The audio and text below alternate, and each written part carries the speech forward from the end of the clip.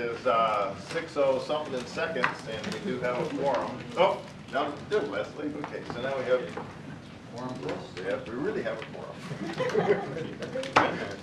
So we'll call the meeting to order at let's call it 6:01, just to be in conformance with the clock. And if you all don't mind, before we get started, I'd like to have just a moment of prayer. Anybody like to do that? Okay, I'll do it. Lord, we thank you for our day and for your blessings. And pray, Father, that your guidance and direction be with us in all that we do, in all the business of our city, Lord, that we do things to the best of our ability and to be great stewards of all that you've given us the responsibility for as well. Watch over us and give us wisdom and guidance in everything, Father. In Jesus' name, amen. Amen. Amen. Okay.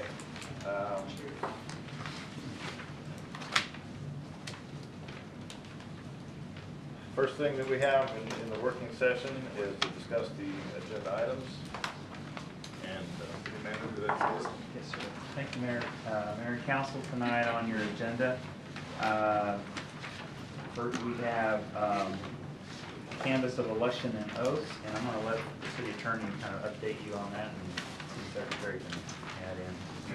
Mayor, Council, City Manager, as you know, there's a one vote difference between the candidates for the runoff. Mr. Cook's receiving 265, Mr. Burton 264. The City Secretary has received a report from the election official to show that there were 27 mail-in ballots. Right now, none of those have been received. They were due yesterday at 5 o'clock. There is provision in the law that allows for those ballots to be accepted as late as tomorrow night at 5 o'clock, subject to some conditions being met. They have to be mailed, they have to be postmarked prior to close polls on Saturday, and they had to be mailed in the city. So we'll have to wait on those. Since there are 27, that could affect the outcome of the election, obviously, since there's only one vote. And there's provisional vote that's has subject to verification, which is due on Friday, and Ms. Pickenpool, the election official, told Ms. Walker, our city secretary, that would be resolved on Friday. Since there's only a one vote difference, that provisional ballot, what that means is someone voted who did not have their voter ID card, or who may not had a current valid identification. So that person is allowed to vote, including provisional, and then can be challenged by the election official to verify whether that person lived, in this case, in the city, and two, in the district which they voted. If that were a vote that was in favor of Mr. Cooks, it could affect that total to make that vote not counted, then it would be 264 to 264. For those reasons, we have until a week from tomorrow to canvass the votes. We thought it would be prudent. Question. I was under the impression, to educate, that the provisional vote was not included in the 5209, but it is. I think that it is, but I'm not sure. So if it's not been included in the vote total, it could be included, and if it were a Burton vote, then it would be 265, 265. So we're not sure if that provisional vote has been in the total. I am not. Okay. More fun. So, having said that, we didn't want to canvass the votes and administer the oath only to find that there was an issue with the official results. Technically, we're supposed to wait on the official results in order to canvass. We do have provision in our charter that says within 5 days after receiving the official results, we are to canvass the votes. The official results will be available on Friday. That's when the Dallas election official will certify the results of examining the write-ins and the provisionals and give us the official results. So, since the race is so close, it was my recommendation we not canvass the votes, and I made that recommendation to the city manager so that we could make sure that we're not in a position to swear in one candidate only to have them not be able to be qualified because the results were not official and there were outstanding ballots that may affect the outcome of the election. So that's kind of where we are. What I need from the mayor is we only need 2 members of city council to canvass the votes. So assuming we can do it, I've done them on Friday night when we receive the official results. If you can get yourself and another member of the council to canvass the vote, or any time after that, up through the 11th day after, which is next Wednesday, the 27th. And as soon as that vote is canvassed, then the candidate's eligible to receive the oath, because the official results will be taken. It's my understanding that Burton has filed a election contest, recount, not a contest, but a recount. That's not going to be completed until after the canvass date expires. So if the recount results in a different outcome, the election will have to go back and amend the canvass, which we could do at your next regular meeting, but that's a long way away, so if we file an amended canvass, I believe we could do it with 2 members. So, just make sure I've To got it straight in complicate my this mind. more. Regardless of the recount to be done, canvassing still needs to be done, Yes, even if it's changed. But we need to do it on Friday night. yes, or otherwise we're in violation of state Right, law. And I that's don't what I want to do wanted to anything to see. jeopardize the election, because Yeah. there's some old case law out there. I just didn't understand if the recount caused any delay in the canvass, but it does not. We It does must not. do the canvass on Friday night. It does not have to be done Friday night. You have to do the canvas before Wednesday, right? Before Wednesday. Before next Wednesday. For next Wednesday. Right. Yes, you can, under the charter, you cannot do the canvass until after you receive the official result. Which is the Under 20 state law, but this is any the time between provisional the toward 3rd 22nd. day and the 11th day after the election, you can canvass the votes. Yeah, it's the provisional that's causing that's the trigger. Yes. Assuming that none of the mail-in votes come in. Right. And I assume that they're not, or we would have received them by, or the Okay. election official votes. That's not, I don't trust the mail service as much as others might, but, so as late as tomorrow, votes could be received by the election officials just because they got quote, lost in the mail. And if they're postmarked before the close of the poll on Saturday, and they were mailed in the city, which would mean they'd have a Duncanville cancellation stamp on them, they could be counted. So since there's only 1 vote difference, I wouldn't want to do anything to jeopardize either of the candidates' opportunity to Right. have a fair vote.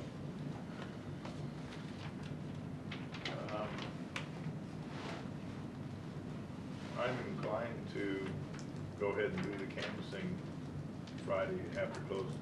It needs to be after close of business, 5 Well, o'clock, she right? should receive the official results by 5 o'clock on Friday, so. Right, that's what I'm saying. Cutoff would be Friday, 5 o'clock. And then we could canvass Anytime after. Friday evening. 72-hour notice on the agenda. Yeah, we, It's 10 after 6 now. today's Tuesday, Wednesday, Thursday, Friday. Yeah. So you'd have to post it 72 hours from whenever you tell us that that's when you do it, so it'd be 7 o'clock Friday. Be the earliest you could do it. Earliest you could do it. If you don't have to do it, then You you can can do it wait till Monday. later. You can do it Monday. Yeah. Well, you do that. Friday night. I'm thinking we come and get it over with. Yeah, Saturday Friday morning, night, if you want. really? Saturday I'm not doing morning or- Saturday morning. No, I'm gonna do it Friday. Are you telling us you don't have much? You only need 2 people. You only need 2 people for the canvas, so. Well, For I, the 2 council. I 2 just- voting members of the council. I could put on the table 7 o'clock, like 10 after 7 Friday night. I'll be here, and then anybody else on council that wishes to be here could be here. So it has to be posted today at 7 o'clock? Has to be posted Yeah. by So 7 our city tonight. secretary's gonna have to Right. post it? To have 72 hours. Can you do that?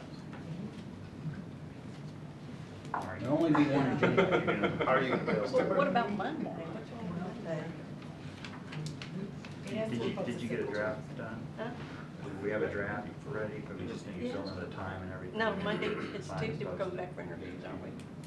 That's still before Wednesday. Aren't we coming back Tuesday for interviews? No, that's in July. That's July. Oh. So, okay, now it's mechanical. Can you actually post this thing between now and when we convene council, et cetera? You can. That's a bit. Okay. All right, I'm gonna say, Can we make sure someone else is gonna be here with you I'll before we be post here. it? Okay. All right. Just wanna make sure we're gonna have them. All right, so I would say provisionally, based on city secretary's ability to get this thing posted. Well, let's put it this way, 72 hours. If we don't want to press you in between now and council, you can do it after council, and then we can show up 72 hours, which may be like 8:30 on Friday instead of whatever, right?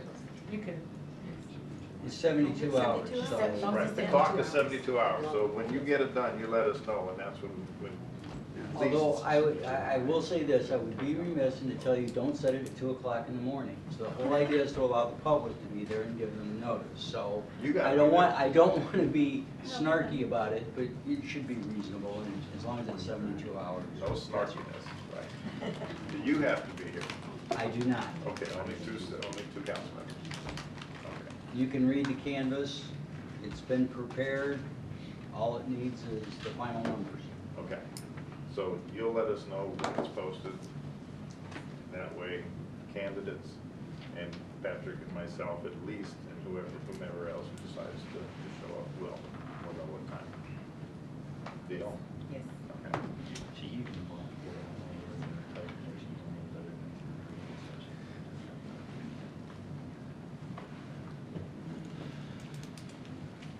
things. Thank you, sir. Thank you. New education. Okay. Continue with the agenda. On the consent agenda tonight are the minutes for the May 29th special meeting and the June 5th regular council meeting. And on the, one other now. Did you? June 5th. The June 5th meeting, under briefings and presentations, item 2B, it's just some grammar and wording, nothing substantive. We can have that change. No. It reads, the way it reads is, Fire Chief Sam Rhodey along will have 2 ambulances. Just fix that for anybody else. I think she's already got that. I did. Okay. Yeah. Did you have something else? I've already given it to her. Already good. Okay. So. Okay. The next item on your agenda is item 5A, under items for individual consideration. This is a public hearing and for a specific use permit for pet daycare and overnight kennel at 1103 South Main Street. I think all of you received a letter from a citizen expressing concern with this, and I think Chastity made copies for you as well. It should be at your place. This is an SUP. The use for the pet daycare, the use for the pet retail store and grooming are allowed uses. The specific use permit comes into effect for the daycare and overnight boarding. This has gone through the Planning and Zoning Commission, and they recommended approval, subject to a number of conditions which are included in your memo and would be a part of the motion. I'd like to ask, did everybody read your email from Stacy? She's gonna be here tonight and do a presentation, because I think she's pretty well versed and pretty much an expert on daycares and kennels, and so. Yeah, no, I would hope that she would. There's no, in a public hearing, there's no time limit. Is that right? to you. Yeah, you however can long set you the want. time. You can set the time limit. Traditionally, if there's a lot of public input on it, sometimes the mayor is saying the opponents can have an hour, the proponents can have an hour, and you can split it up any way you deem appropriate. But it I is a think public Well, hearing. our rules say 10 minutes and then 5 minutes for a rebuttal, but you can do whatever you want. The inputs are substantive in terms of what's been presented. And I'd like to hear Ms. Copeland articulate that, as well as the applicant being able to respond to each of those points. This is pretty important. It was an education for me to read all that. Well, and you know what, I didn't think about it the first time when I read it. I was glad it was pulled. But when you talk about a room, the size, square footage, and 30 cages, and being stacked on top of each other, and I know recently we had a case where we had to rescue some dogs from a person, and a lot of times people who think that they're helping animals, they take them in and they stack them on top of each other. I don't know, I think, Rhodey, were you involved in that? And she's right, I just didn't think about it, you know, stacking cages on top of each other. That's extremely traumatic. And So we should limit we shouldn't just let it go. well, I don't think she will. Councilmember I James don't think was- she will. She was, yeah, this was, I think, what she's referring to. Yeah. Rule. 10 minutes for each side, Yeah. 5 minutes for. Oh, it's already codified. Yeah, it's in there, but you don't have to. Yeah, you can You extend. can tell, yeah. And I don't think if she there's will. good- Yeah. Well, we'll see how it goes. Yeah, How's that? yeah, because I think the material she wrote in the email was, I'll ask her to do her best in 10 minutes. well, I told her that. She was asking me, did she have 2 minutes? And I said, Yeah. no, you have 10 minutes. And she goes, oh, well, I don't take that long. And I said, well, just, you ought to cover your, because that was good information. Yeah, okay. Good. Moving on. Item 5B is the resolution to award a purchase of police patrol crime prevention vehicles to Caldwell Country Chevrolet. This is an amount of $360,610. This includes the purchase of the vehicles as well as the outfitting of those vehicles. There were some questions that were raised previously. This item was tabled from the last meeting. We provided more information for you in the agenda memo as to the miles of the vehicle,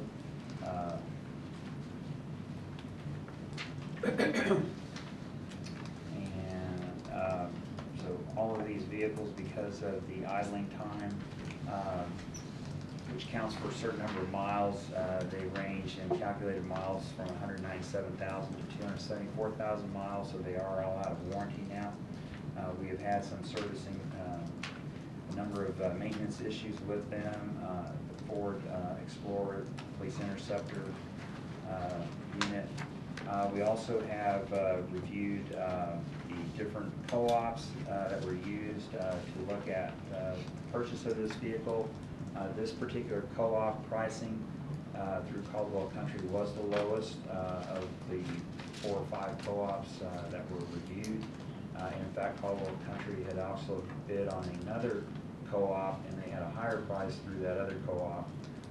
We also had looked at Dallas County Purchasing, who is buying through Freedom Chevrolet, and we called Freedom Chevrolet and found that they said yes, they gave us that government contract price. That was still $1,000 per unit more than what we are getting through this cooperative.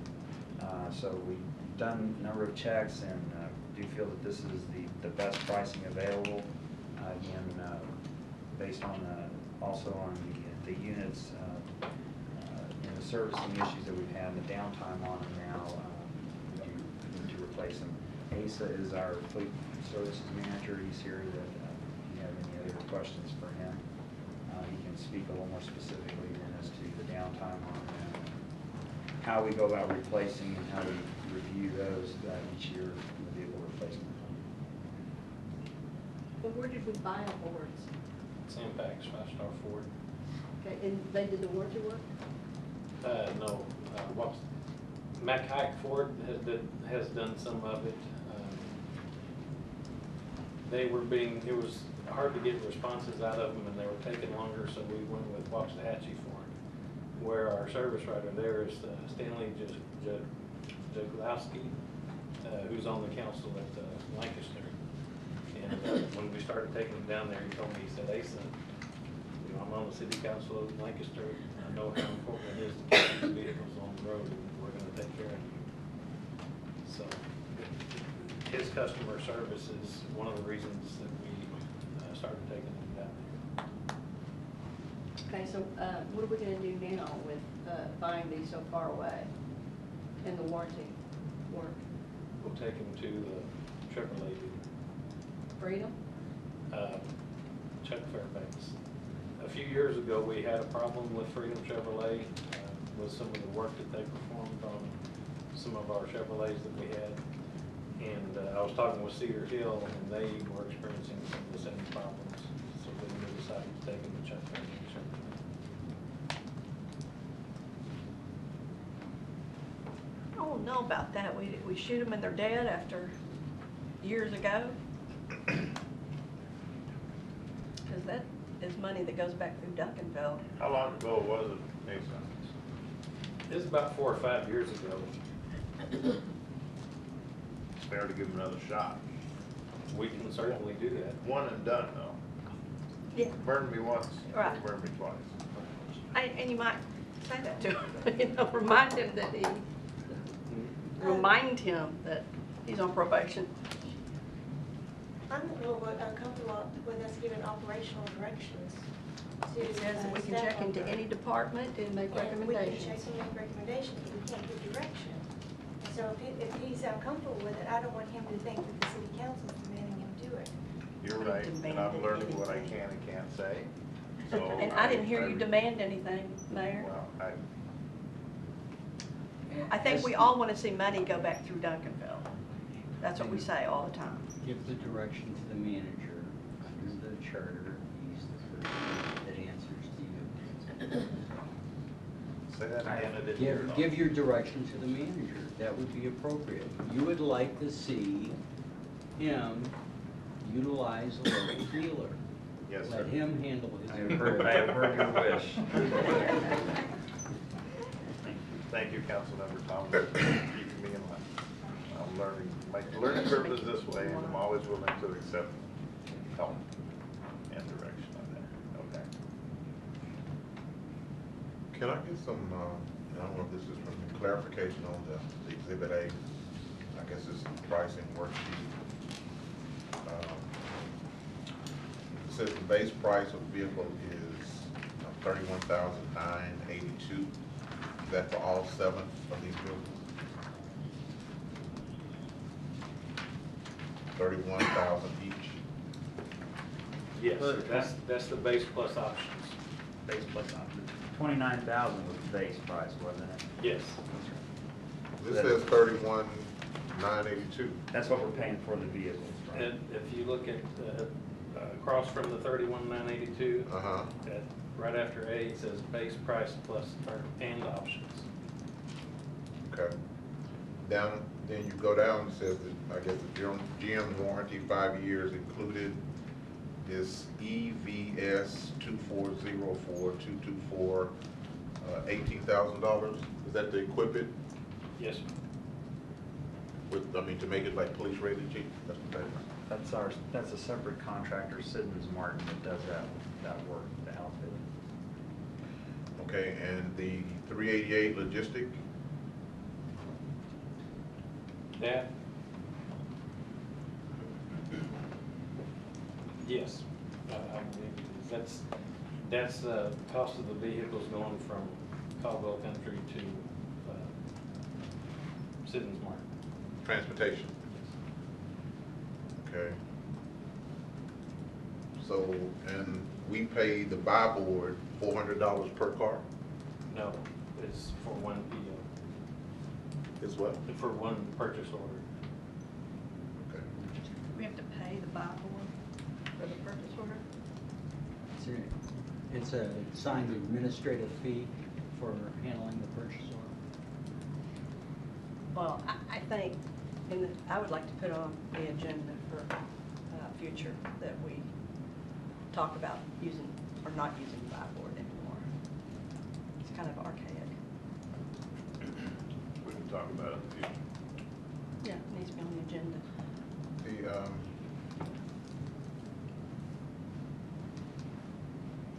So well, I guess I probably know, the 18,000 is per vehicle, right? That's the equipment everybody has one, okay.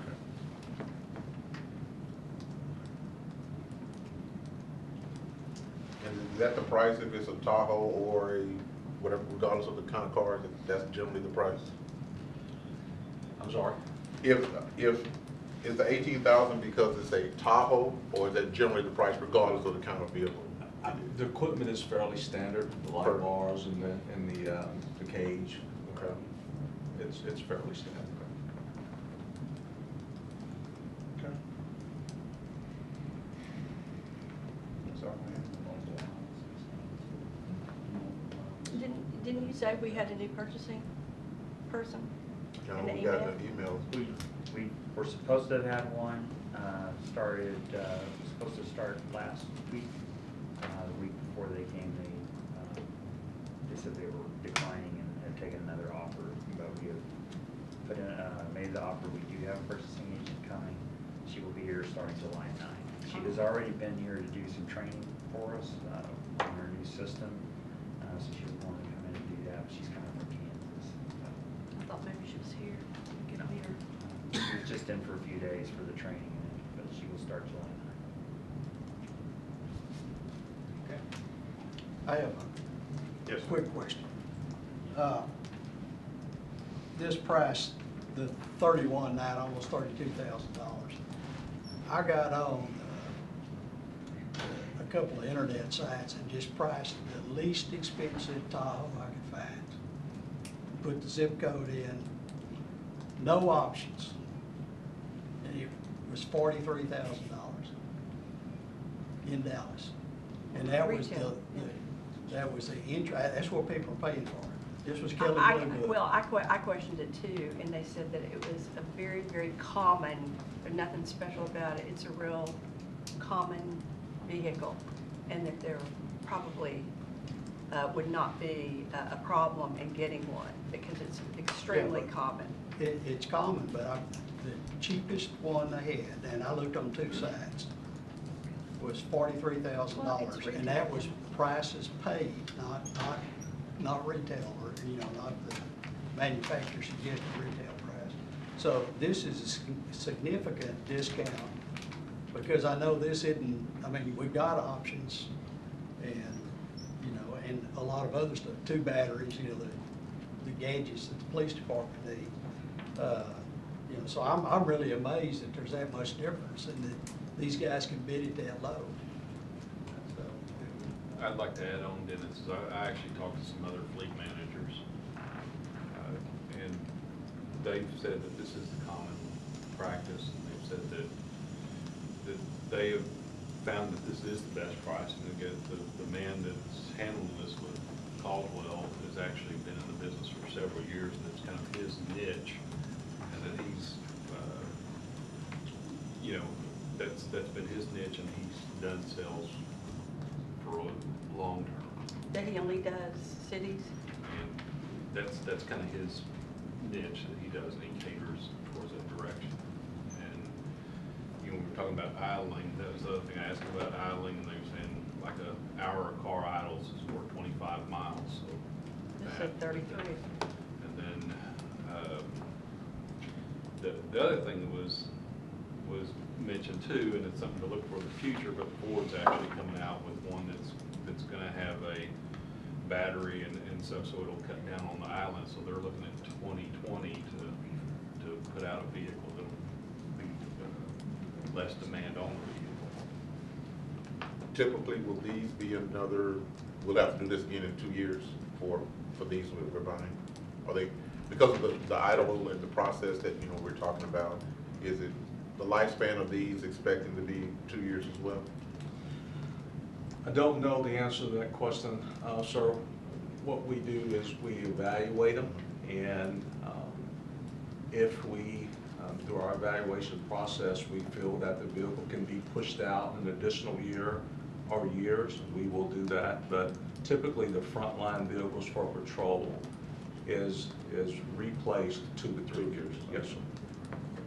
And the thing that we need to really be careful about more than anything else, because the situations happened in the city before, wasn't with police, but it was with fire, is that we tried to push those vehicles and get a little extra and get a little extra, and the vehicles went out, and Duncanville actually had to borrow a vehicle from another fire department, and wasn't the best fire, wasn't the best vehicles, and they had to bring in an older vehicle out of their own fleet.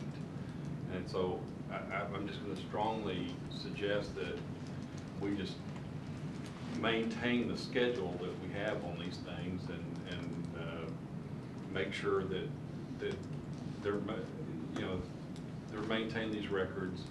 The other thing that I've learned or found out as well is that if you have the vehicles and they're under 100,000 miles, if you do decide to trade them in or something like that, you get a better value and you can use that. But again, it's really up to the staff to determine what's the best use, because sometimes they'll take them and move it down to from a police to a detective or something that's less use, so they can get more miles out Well, of it. we asked that. What did they determine they were going to do with the? ASA will look at those and determine whether they can be cascaded down, if there's some needs in the police department that have some other vehicles that are older that these can replace, or we will auction them. We've got some that are ready to go to auction, so some of them will go to auction at some point. And then, as Councilmember McBurnett said, we also look at cascading them down to other less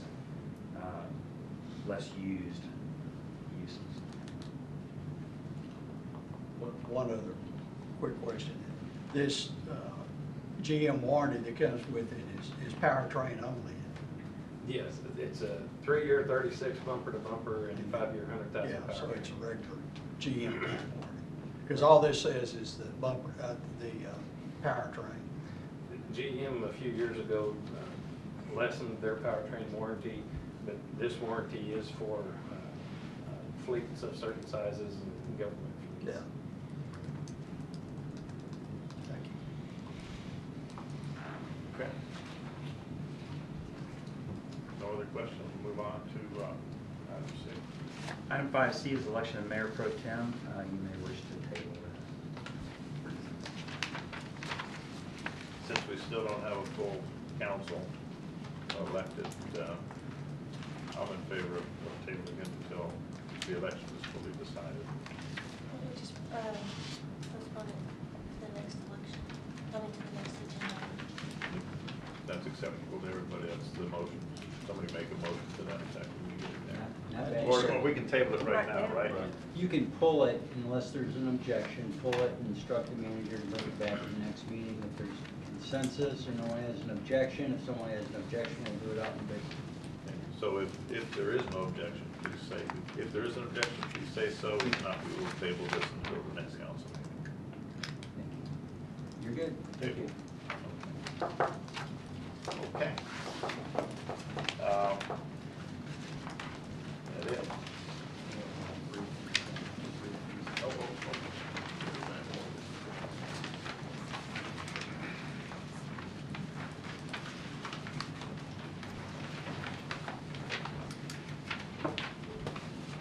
Okay, first is a presentation, discuss the outside display in downtown district. Good evening, Mayor and Council. We're here tonight to present some information regarding outside display in the downtown district and have some discussion, and I've received some direction from council in terms of moving forward with possible amendment to the downtown district ordinance. Just a reminder regarding the capstones and the goals. There was a specific recommendation in the comprehensive plan related to the downtown district and evaluating the district as it relates to addressing redevelopment and non-conforming uses. Bob, do you mind moving the door just a little bit? Charge the door. Thanks. Again, the recommendation is to, in the comprehensive plan, was to review and revise the downtown as necessary. We will be undergoing a zoning ordinance update very soon, and that's again, one of the recommendations in the plan, as well as something that the council budgeted for last year, and so we'll be starting that effort soon. But there have been recent concerns raised specifically regarding outside display in downtown, so we thought that we would bring this item forward ahead of the zoning ordinance update. So we've had some recent discussions with some downtown business owners regarding the zoning ordinance limitation on outside display. Some of the issues that have been raised have been the definition of outside display as it currently reads, the allowed location of outside display, and specifically the inability to display used items, which is something that we can talk about here in the definition. So the current definition of outside display is the display of goods limited to new merchandise only. So if the retailer sells used items like an antique store, under the current ordinance, they cannot display those items outside. So as you can see, that would be problematic for a business owner that does sell used items. The other provision in the current definition limits the display area to 15 feet from the building, but it has to be under a canopy, awning, or roof extension. So that has found itself to be problematic for some of our downtown business owners, just based on the way that their buildings are designed. There's some other requirements in the current definition with regard to limiting the display that can't be in the front yard, it can't be in the parking lot, limited to 5% of the lot, and again, the provision to limit it to new items only. I will note that this definition for outside display and outside storage currently is regulated the same throughout the city. So there is no special provision in the downtown district currently to address outdoor display and storage. It's just how it's applied citywide. I did want to add distinction between outside display and outside storage. Storage is generally held outside for more than 24 hours. It is equipment or unfinished goods, more related to things that are not for sale by the business owner. Currently, outside storage is also classified as open storage, which is limited to the heavy commercial, light commercial, and industrial districts. So outside storage is prohibited actually in the downtown district, so as well as other retail districts, local retail, general retail. So given the nature of the downtown district, it may be appropriate to address outside display and storage differently in downtown than we do in the rest of the city. So there are a couple of ways that council could direct staff with regard to possible amendments to the ordinance to address some of those concerns. One of those could be to specifically add an outside display and storage section to the downtown district. So the regulations, the regulations would be specific to the downtown and could be tailored to the environment of downtown, which is a more pedestrian-oriented mixed use. Some of the things that we want to foster into the downtown area. The definition could also be modified to allow for legal conforming retail uses to display used items if they have a CO for retail, and that those are the items that are for sale by the merchant. So if they have an antique store and they have a certificate of occupancy for an antique store, they're a legal conforming use, they could, if the ordinance was modified, allow for them to display those items in which they sell. Another item that we've heard concerns about is the display area with regard to requiring the items be placed under a canopy, awning, or roof extension. Council could consider possibly leaving the 15-foot distance requirement, but not require it to be under a cover. So that gives a nice display area, but it does remove that requirement that it be under a covering. There may be some concerns with regard to weather and things of that nature, but the way that a lot of these properties are designed, the 15-foot, they can't really take advantage of the 15-foot display area under the current ordinance because they don't have a canopy, awning, or roof extension that extends that far. Again, yes, sir. The requirement for the canopy, awning, or roof extension was, you said, what is it, weather related usually? Possibly, it's in the ordinance, so I'm assuming that it was in addition to probably trying to maintain it within, reach of the building. The concern, well, question is, I mean, if the merchandise is damaged, that doesn't affect the city, it's just, that's the. Business. Yeah, that is, okay. Yeah, but it was also, I think, back before when we talked about it, there were a couple of things, and some of it was the appearance, the way it looked in downtown, and then you had, and I remember this specifically, that someone brought up the Family Dollar Store over on Wheatland and Cockrell Hill out that way, and they said, you know, that they ought to be able to bring their stuff out too if you let downtown do it. So those were some of the things that came up before, was the appearance, and that it's kind of difficult to say, oh, they can, but the rest of the city can't pull their stuff I know that out. Chastity's going to continue on, but I think in response to that, what we're looking at is tailoring some of these changes to the individuals on Main Street that their business relies on used merchandise. As if we wanted to find it as a collectible, as an antique, you know, as vintage, something like that, whereas Family Dollar's not going to have anything like that. Oh, they have clothing that they would like to bring out, and you see in some cities they do. They do bring it out on those roller things. Yeah. So, and I don't know, but I have antiques. I wouldn't buy an antique that's been outside. So those are certainly concerns that council would want to address should they decide to amend the ordinance. Again, we would recommend that there be provisions related to orderly appearance and displaying only during the hours of operation, requiring the items to be brought in by the close of the day, making sure that ADA requirements are met, that they didn't impede any pedestrian traffic and things of that nature. And then also recommend the continued prohibition of displaying in the required parking spaces or fire lanes. Here are some examples of outside display. Again, these are typical examples of kind of what you see in a typical downtown with regard to the proximity to the building as far as display is concerned. The picture on the upper right is Main Pickers, that's on Main Street, and you can see the area there. But as you can see where that canopy or overhang extends, it doesn't extend very far, so they would be limited currently under the ordinance to only display new items within that area. Here's some examples of prohibited outside display under the current ordinance. The photo on the left obviously is prohibited for a number of reasons. One, it's not, doesn't meet the distance requirements. It's not items that are currently sold by the retailer. So there's a number of issues on the left. On the right, again, Main Pickers as well, but under the current ordinance, because those items are used, they can't be displayed, and because they're not under a cover, they can't be displayed. So, and it does appear, I can't tell for certain, but it appears that it's in the parking space.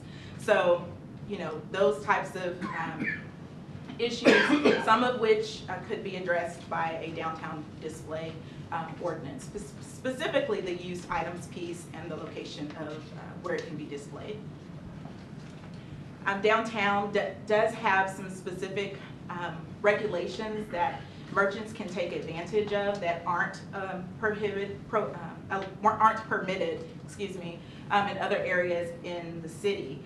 Blade signs and sandwich board signs can be very effective with regard to advertising, and those are options available to the downtown merchants currently under the existing ordinance.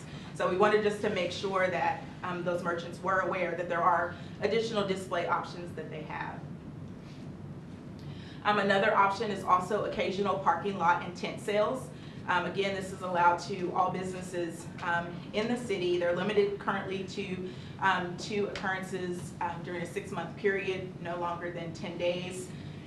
It does require the items for sale be conducted by the persons who have the CO, so they can't sell, you know, something else that they're not permitted to do under their certificate of occupancy, and there's some other limitations with regard to location.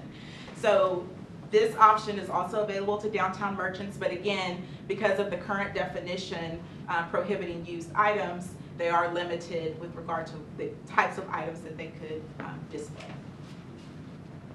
So council could also consider revising the occasional parking lot and tent sales provision to allow for even more opportunities for outside display. Certainly, it's council's decision with regard to how that be modified, but some of the things that could be addressed would be increasing the occurrences from 2 times to 4 times to allow for more display opportunities outside. Would still limit the days to no more than 10 consecutive. It could either be specifically to downtown or it could be applied citywide. That's a consideration. And seasonal sales is treated separately in the ordinance. So occasional parking lot and tent sales does not include seasonal sales. Yes, sir. Who, right now, currently, who tracks the 2 times? Building inspection. So they are required to receive a permit Okay. for an occasional parking lot and tent sale. Thank you. So again, for discussion, council can consider amendments to the downtown district ordinance or not at all. But should you all give direction to do that, here are some of the suggestions that we provided, including adding a specific outside display and storage section to the downtown district ordinance, and modifying the definition so that it allows for the display of use items for legal conforming retail uses. That's really important to make that distinction that non-conforming uses would not be allowed to display, because we don't want to encourage or extend the life of non-conforming uses. So this would be for legal conforming retail uses to display those items. Again, possibly the area in which they could display, and adding some additional provisions. What do you mean by that when you say a storage section? Add a specific section to the downtown district ordinance. So currently the downtown district ordinance doesn't have its own outdoor display and storage section. Oh, so you're talking about a section in the ordinance? Section in the I ordinance. thought you meant. Oh, no, not in that. No, No, I I'm can't sorry. picture that. You're gonna build something onto it? No, section in the ordinance. Okay, got it. And the same thing with regard to amendments to the occasional lot and tent sales. Increasing that could be an option as well to increase the display opportunities. I know that at the last council meeting, we had a couple of downtown business owners speak during citizen comments. I don't know if they'll be here this evening, but as you all have heard, there's been concern expressed with regard to that. And if should council give direction to amend the ordinance, we would have to craft an ordinance and take it to the Planning and Zoning Commission. They would make a recommendation through the public hearing and then bring that forward to council through a public hearing and adoption of the ordinance. So certainly staff is available to answer questions and receive any input with regard to if this is something council would like to consider, and possibly how we might move forward. I want to commend the staff for being flexible enough to consider these changes. The issue of our being a business-friendly city is at the root of this, and I think whatever we can do to make some permissions possible, to have some flexibility for certain retailers as specified, I think it would be good to have those examples. Knowing that looking at retailing in terms of the nature of retailing, each individual sector of retailing has its own ability to attract an audience and its marketability. And some of these changes, talking about antiques and used vintage collectible kinds of things, we have individuals in the city that are doing that and feel that they could increase their sales if we were to permit some of this display. And I think these individuals are professionals. They're not yard sale people turned into retailers. They can understand and know that if we are able to craft an ordinance, it's going to be enforced. But at the same time, I think we need to ask for their inputs as well. And I think you've talked to some of them. And as you go through the process of crafting these new things, those individuals should be permitted some input in how we look at this. I think it would be very strong for our city to allow these certain types of displays of vintage and collectible merchandise to be done. Not permitting rollout merchandise of apparel like the dollar store or Family Dollar. That is not, in my mind, what we intend to do with the people on Main Street. I agree with the mayor.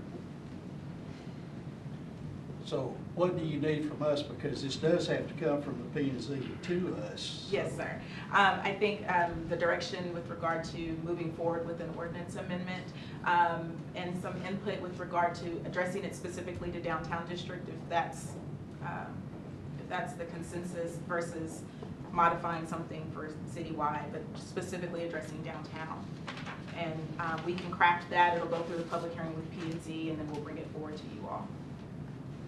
So if an antique store opened in another part of town, they couldn't do it. That's Right. a valid point, and that's why I think that in the discussion by staff, when they talk this over with the retailers in the city, that we need to be informed of that possibility and what we would do if we permit these types of exceptions. If it would happen, would be there'd be an SUP for somebody outside downtown that opens a collectible or an antique store. Mayor, one of the things you consider is that this is a peculiar as to this area of town. There's a big difference allowing outside display and storage at a Home Depot versus a smaller boutique store. And the pictures really depict that. One of the things we've always struggled with is outside display and storage at larger retail, like Tom Thumb, I'm trying to pick on them, a large grocery store. And you know they have those areas where they stack up water and wood and all kinds of things. And we've always made them put it under a canopy to kind of enclose it to help keep the vista, if you will, of that shopping center or those businesses as clean as possible so they don't become junky. And then they become outside storage, because today's display becomes tomorrow's outside storage for big retailers. But what you probably want to focus on is, let's look at the downtown corridor, you know, smaller, because they've got small storefronts, so it's hard, the stores are smaller, they kind of need that extra oomph, if you will, for display. So what you may want to do is look at that corridor and define that downtown district and define where, I think what Chastity's done is outstanding, by the way. And so she's given you guys ideas. She probably needs to know, what are those things? Do you like the blade signs? Do you continue with those? Do you want to increase the tent sales? Because we don't know how to write that for you to consider, for the P and Z to consider. So we need some help. Where's the displays going to occur? Do we need to stay on the sidewalk, not out near the lane of traffic, so then it becomes a traffic hazard, and Greg will be upset because you can't see to get out of the shopping parking area. So, And you know what also that the area looks like. sidewalk, the sides of the sidewalks out there for people to be able to pass. And if your business is here, and this is here, and this is here, do I have to stay right here? Can I kind of go over here? Did you have something in about? Yeah, it would be maintaining the requirement for pedestrian access, so that would have to be maintained. And then limiting the distance still helps, because it doesn't allow for this extension all the way out to the right of way. So that helps. One of the aspects of allowing this also is going back to our comp plan, where it talks about the walkability of our downtown area. We would want people to stroll through our downtown, and they're accustomed to seeing things on the sidewalk in the downtown. I mean, you go to downtown Grapevine, you know, you see stores that have collectibles and antiques and things, and it just gives a greater atmosphere toward people wanting to purchase merchandise. And I think that's really what we're looking at for downtown. I'm not so sure we'd extend it to do any changes beyond the downtown. I mean, That if was you the like focus. that, if anyone's visited that, they do have special development standards and use standards for that Main Street, Grapevine. And so we can look at those kinds of things. If you've been out there and seen that, and if it's something that's what you want to encourage, that gives us a template to bring back that kind of thing for you to consider. I think that'd be worth looking at for what they do. At what point do you get the merchants' input? Before you take it to P and Z, or? We can, if it's direction from council, we can try to schedule something ahead of time, and then we, definitely during the public hearing, they have the opportunity to give input. But you want to get ahead of it? We can certainly meet with some of the merchants that we've already heard from with regard to their concerns. I think the informality of meeting with them one-on-one, not in a public forum, I think would be very beneficial. They feel a part of the process, part of the community process and be involved. proceed. Okay, all right, thank you. Thank Oh, you. I'm sorry, one question. With regard to the occasional lot tent sales, is there consideration with regard to allowing that more often? I'm fine with I'm more okay often. with that. How many times does Harbor Freight do it in 6 months? Well, that's their own Well, parking lot. they're limited to two times currently under the existing ordinance. But even under that, they're limited. Yeah, but if you're talking about those ones in downtown, parking's the issue there already. Yeah. I'm just, I'm moving away from that to just looking at that particular aspect of our ordinance today. Because I know Harbor Freight does tent sales often, very often. In their own parking lot, plenty of parking left. Yes. yeah. We don't have it downtown. So Right. I And that's think- what I'm saying, I think Chastity's asking only about. well, Do here's we where want to have to- it more often? Well, here's where we have to define, the increase of occurrences applies only to downtown, or the increase of occurrences applies to the entire city? Downtown. Oh, yeah, that's where the. That's what we're talking about, right? Yeah, that's what I'm saying. I'm looking at that particular aspect of our ordinances, increasing it, because it would apply to Harbor Freight if we give it across the board. No, downtown. That's what We I'm just saying. stay focused on downtown. Yeah, we don't care what Harbor Freight does. Yeah, okay. But you are okay with going ahead and increasing it from 2 to 4 times? Yeah. Yeah. They have plenty of parking, you never have a problem parking. Yeah, sure. Yeah. Okay. Okay, thank you, Chastity. Independence Day. Thank you, Mayor, Council. We are 2 weeks and 1 day away from July 4th event. And I want to take a few minutes and share with you some of the planning efforts that have gone into making this event a success. Before I move forward, I do want to acknowledge the efforts of all the city departments that take part in this project and this event. Oftentimes, Parks and Recreation stands up here and we're the face of the event. However, make no mistake about it, it takes everyone in this room and all the folks behind them in order to make this event successful. So thank you to all the departments who are here for all your help. The event will be held Wednesday, July 4th. The annual Lions Club Parade will be at 9 a.m. The lineup will be at 8 a.m.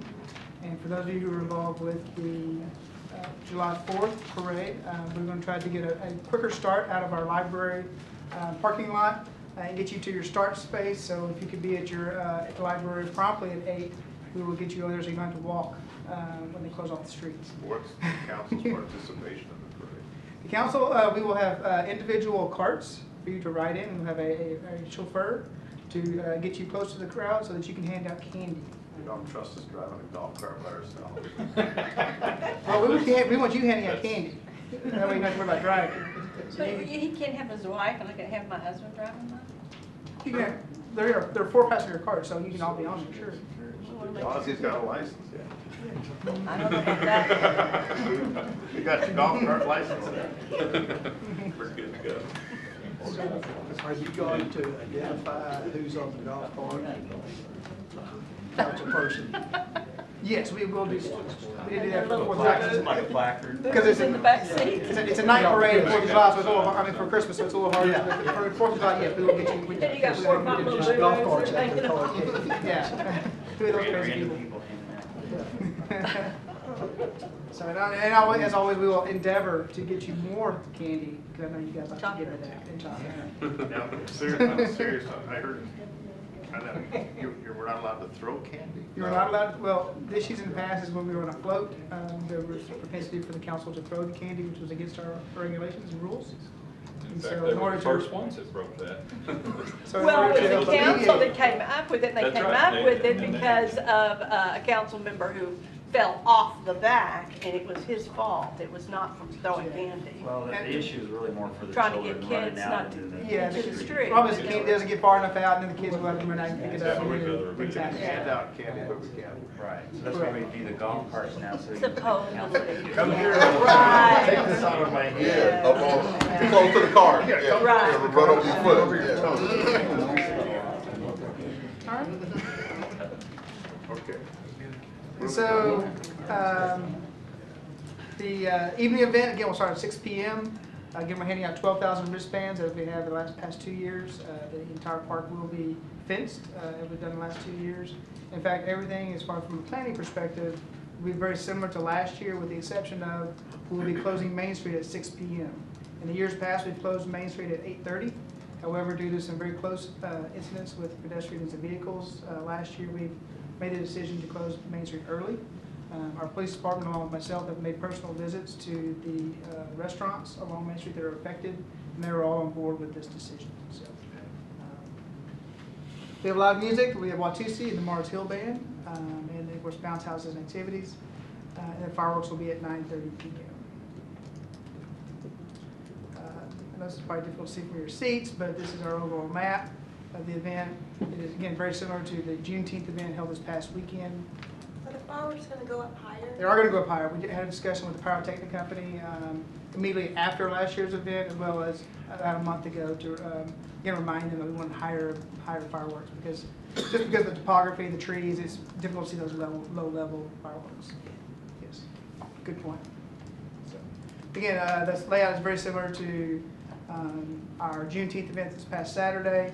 But from a security standpoint, we will have security personnel, officers, either Duncanville officers or visiting officers, at all of the entrances, and they will be doing random wand checks, as well as they will be checking all bags and coolers. So we feel like we have done a very good job of bringing this event back 2 years ago. We're excited about having it again this year, and be happy to answer any questions you might have about the event. The program starts at 6, Program starts at 6. so that's when the introductions will be. We will send out an email to you late next week with a reminder of all the specifics I talked about tonight, as well as the time frames of when you need to be there. My concern with that is the normal time we introduce you guys at 6 or 6:05. It's a pretty light crowd at that point, so we're going to work to push you guys back a little bit when we can get some more recognition for the folks who are here from our dignitaries. So, Nobody's there at 6. nobody's there at 6, and it just seems kind of weird to be introducing you guys when people are still kind of walking up. Oh, you missed city council? Yeah, they're there at 6 o'clock. So we're going to do that a little bit later in the program, perhaps even not too far before the fireworks show. That sounds like So, and again, this is a big event. We estimate we had about 9,000 folks in the park last year within the events, and so it's a great event for the community. I know they were excited when it came back 2 years ago, and we've gotten a lot of good positive feedback. We did go ahead and provide to you your placards for your VIP parking, which is again on the east side of the senior center, as well as 5 VIP wristbands. If you need more, again, I have additional for you. Okay. No more discussion or points on that? We'll adjourn the working session at 7:04. Okay, we're calling our city council to order at 7:16 on June the 19th, 2018. And first thing we have is an invocation, and it's Pastor Ron Carlson from the Duncanville Church of Christ. He is not present.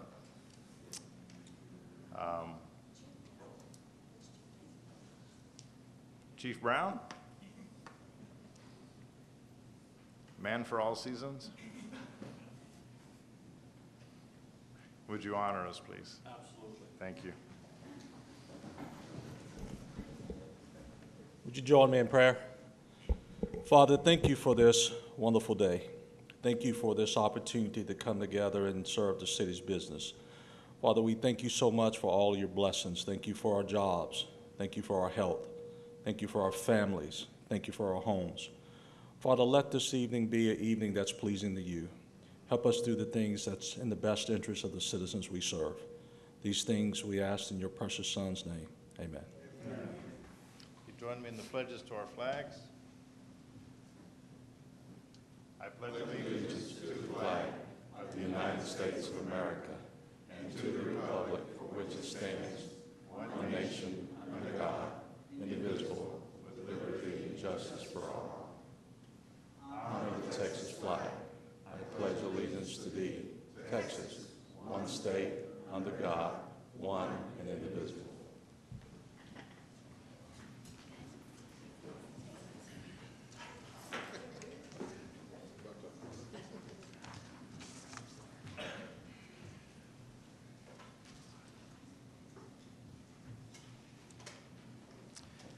Next item on our agenda is considering, well, we've tabled this particular item as a result of the election results not being finalized as yet. So in our working session, this item is tabled until we have the full count done. And of course, on the agenda, we have recess for reception. That's been tabled as well. The next thing on the agenda is the mayor's report. I'd like to let the community know that one of the things that I desired to be able to do, should I be elected mayor, was to do more for identifying champions in our city. And if you recall my talk when I was sworn in, we have champions in many, many different aspects of life other than athletics. There's the arts, there's business, there's education, there's media, and along those lines, I have initiated that particular aspect of doing more in our community for finding champions. So it has started. I've identified 3 individuals with the possibility of them coming before City Council and being recognized as a champion in our city. What I would like to do is encourage all of the community to let us know where you feel that there are champions in our city in many, many different aspects of life. So if you think of that, or you have any neighbors that you feel deserve council recognition for what they do for our community and in their lives, please let us know. Okay, yeah, any council member reports? Councilmember Jameson.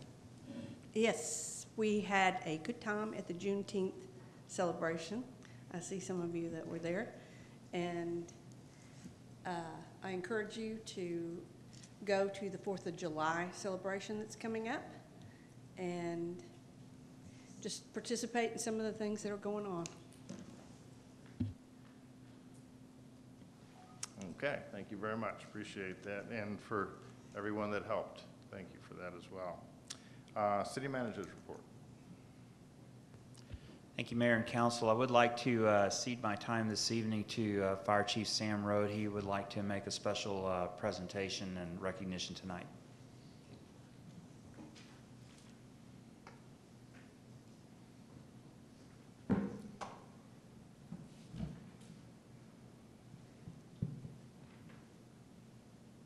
City Manager, Mayor, City Council, it was my honor tonight to honor one of my champions in my department, as the mayor was speaking of. David Lee, he's a captain in the fire department, fixing to retire this Thursday with 35 years and 9 months.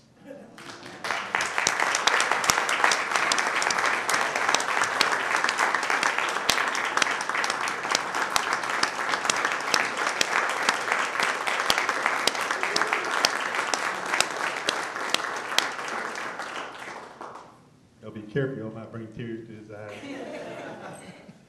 Just a little bit about David. He started back in 1982 and went to Duncanville's rookie school that we had at the time, and he's worked his way up to a fire equipment operator, as they used to be called back then. Then he was a captain. Then he tested to be a battalion chief, and as a battalion chief, he was our fire marshal for several years. But his heart just wasn't in that fire marshal job. He was a field man. So he relinquished his battalion chief position and went back down to captain, and that's where his heart is. That's where he's done the most good for the Duncanville Fire Department. He is truly a leader and very well liked in the fire department, and seemed like he always made the right decisions. And that's what we try to find. We try to find leaders that make good decisions. And David's been the one that's done that. He's been right there with me in my career. We got stories going way back to 1982 that some of them we probably don't want to mention today. But if you'd like to come visit on Thursday, we'll probably share some of those stories. So I would like to relinquish the mic over to David, let him say a few words, and we'll go from there. Thank you, everyone, and I promise about 2 minutes of your time is all I'm going to need. First off, I grew up in Duncanville. Went to the believe it or not, only 12 years of school in Duncanville, so that was good. But I was a local guy, came to work for this city, naive and young, and I'm very grateful. I'm very honored. I'm just beaming with gratitude for the opportunity to have worked here and grown up here. A couple of things I would like to do is say that this department, the fire department, is in the best shape from the chief down to the newest rookies that we've ever been in my whole career. My whole career. I do not take that lightly. A lot of these guys behind you are some of the best firefighters in the world. They don't know what we used to go through. And some of it was good, some of it was not good. But a couple of things I wanted to say is that some of these guys behind you and the others that are on this department, I know that phrase, the best in the world or the best in Texas, has always been used overabundantly, but that is really true. I don't think the citizens or the council or any city employees understand just how dedicated all these guys are from the top all the way down. And a couple of things I wanted to bring out. The difference between 1983 and 2000, I did a little 4-month survey, January through April, of 1983 in our call volume, and then 2017 on our call volume. In 1983, out of one station, for that 4-month period, we answered 284 calls. Now, comparing that to 2017, the same January through April, our call volume went up to 1,119 calls. Our call volume is almost quadrupled. And back when I hired on, we had a standard of 4 men on the engine crew that, due to budgetary restrictions and stuff over the years, it got reduced down to 3. Our minimum manning on fire engines now are 3, where it used to be 4. It is a recommendation by NFPA 17 that you have 4 firefighters on that engine. So I want you to understand, these guys used to have to find work for us to do. Come get the city manager's car and wash it, mow the yard, all that good stuff. That has changed because one thing, we haven't had time. We have been constantly, and that was another thing I wanted to bring out. Back in 1983, we had 19 days where we had no runs whatsoever. None whatsoever. And we have not had any of those days during the same 2017. And at the most we had, most calls per shift in 1983 was 7 out of one station. We thought we were busy. 2017, the highest call volume out of one station was 19 calls during a 24-hour period. So I just want y'all to understand the sacrifice these guys make, administration, especially these guys here. These guys are special. And I was given the opportunity to be Firefighters Association president for a lot of years, for about 3 years. And the goal with that being a Firefighters Association is twofold. One is that we have to follow standards and meet standards of our lives daily because of state civil service. That means if we're not up to 100% what we're supposed to be, these guys can get rid of us, okay? Second was the safety of our firefighters. So far, we've had a great relationship between City Hall and us. And you know what? I'm going to shut up now. This is a bittersweet moment in my life. I thought, you know, when I get to that point where I'm retiring, it's just smooth sailing. It is not smooth sailing. The decisions you have to make and the paperwork you have to fill out and all that stuff. I started late. Imagine that. But anyway, thank you very much. Thank you to the chief, the assistant chief, and all these guys back here, and the citizens and the city staff. I love you. You are still family. It's important that I went to work here because I grew up here. Duncanville is still my home, well, even though I don't live here. Thank you very much.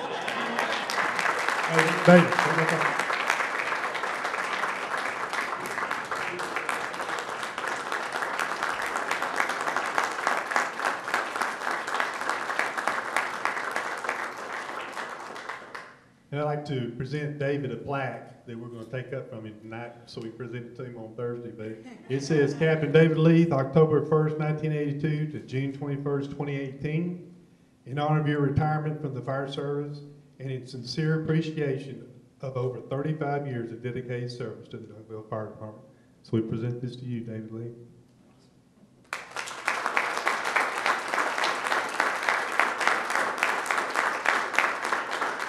Thank you, man. Thank you.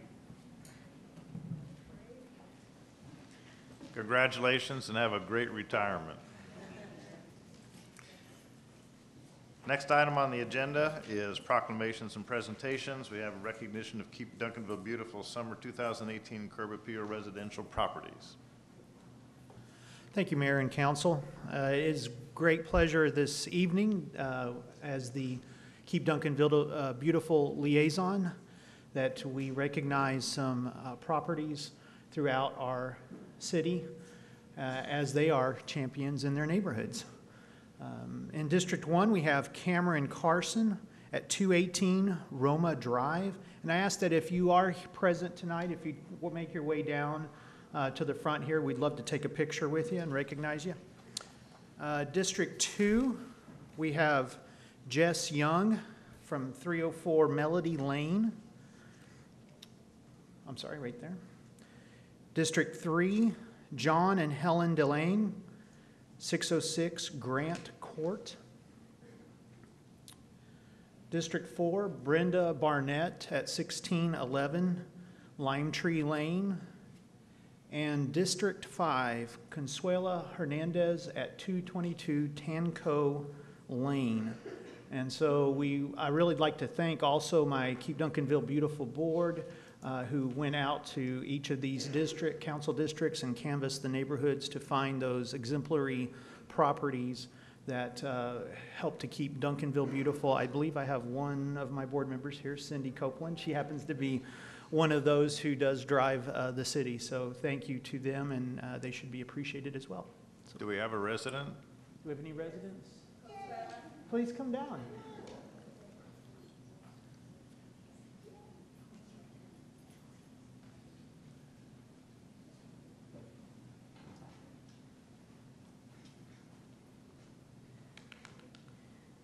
Actually, with your pictures up there too. Picture of your house. Thank you. Just a minute, hold it. Hold on. You're my people. Yay! We need that.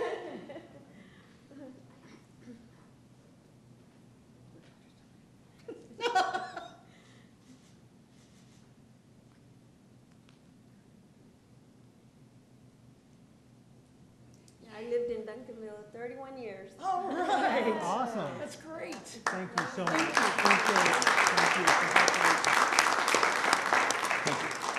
Thank you. Next item on the agenda is citizens' input. That normally requires that I have a card in advance, and I do not have any cards indicating citizens are asking to speak. Oh, we do.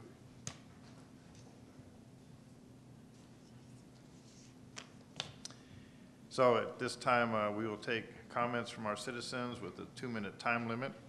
And to address the council, you have completed a card, which I appreciate. And in accordance with the Texas Open Meetings Act, the City Council cannot discuss issues raised or make any decisions at this time. Issues may be referred to city staff for research and possible future action. And in addition, since we are still in an election time, this election for District 4 has, no? Oh, election's over. Okay, so we are recording. Okay, I'm learning every moment we go here. Okay, the first card I have is Mr. Bill Harris. Please give us your name and your address, please. Bill Harris, 502 Willow Circle in Duncanville. And I have to start because of the nature of what just preceded this by saying that what I love most about the fire department is their discretion and their sensitivity. At 3 o'clock in the morning, when I couldn't get out of the bathtub, and I finally threw a bar of soap, woke my wife up. She came down. She said, "I told you, don't you take a bath at 3 o'clock in the morning and expect me to get you out since you dislocated your shoulder." So I had to call the fire department, and they had to come and get me out of the bathtub. And I know they were trying to keep from laughing, and I couldn't keep from laughing. But I really appreciated that, and I appreciated them not turning on the sirens and waking up the whole cul-de-sac. The reason I'm here, though, is to mention entrepreneurism. Patrick LeBlanc, I put him on notice coming in, and I was going to pick on him tonight. If you've never been to Moe's Bowls, I don't know how many people watch Shark Tank. Moe's, M-O''S, Bowls, B-O-W-S. 11-year-old was concerned about how spiffy he looked. So he started designing his own bow ties and got Granny to make them. At 11, he got on Shark Tank. He ended up banking him, and today you can go into any Neiman Marcus nationwide and buy Moe's bows. I'm hung up on entrepreneurism in Duncanville and startup companies. And I specifically am hung up on turning the Bob Knight Center into a co-working space where we encourage kids to start their own companies, figure out what's involved in starting a company. That should be a great facility. There's a lot of people that have retired and semi-retired here that have the time to mentor, they have some startup money, but until we go after it, it's not going to happen. Thank you. Thank you.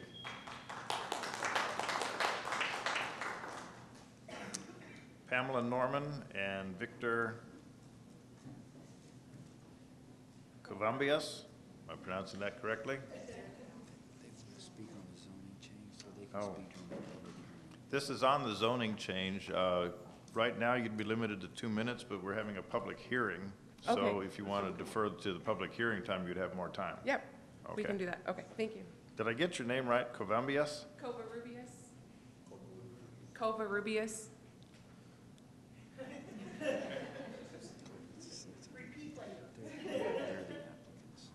Okay. Reading this year. Okay.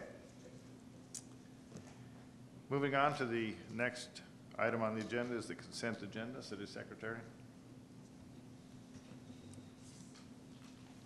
Considered the May 29, 2018 special meeting minutes and June the 5th, 2018 regular city council meeting minutes. Chair will entertain a motion to approve. Move approval. Second.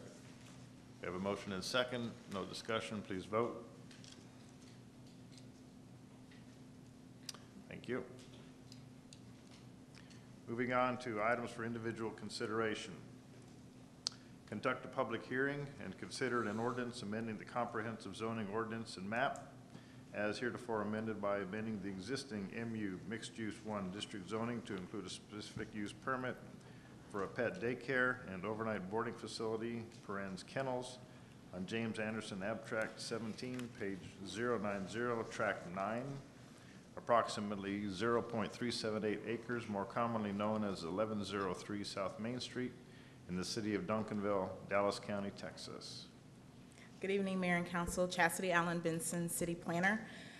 Again, tonight is a request to amend the mixed-use 1 district to include a specific use permit for pet daycare and boarding facility. The property exists currently developed with an approximately 896 square foot building.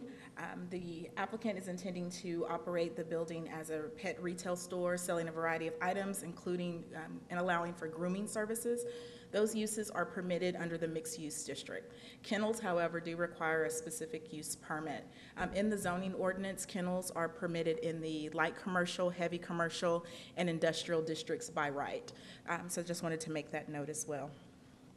The applicant is proposing to provide approximately 30 kennels within the rear of the building and add some sound dampening insulation to the building to help to mitigate the noise. The hours of operation for the public would be 7 a.m. to 8 p.m.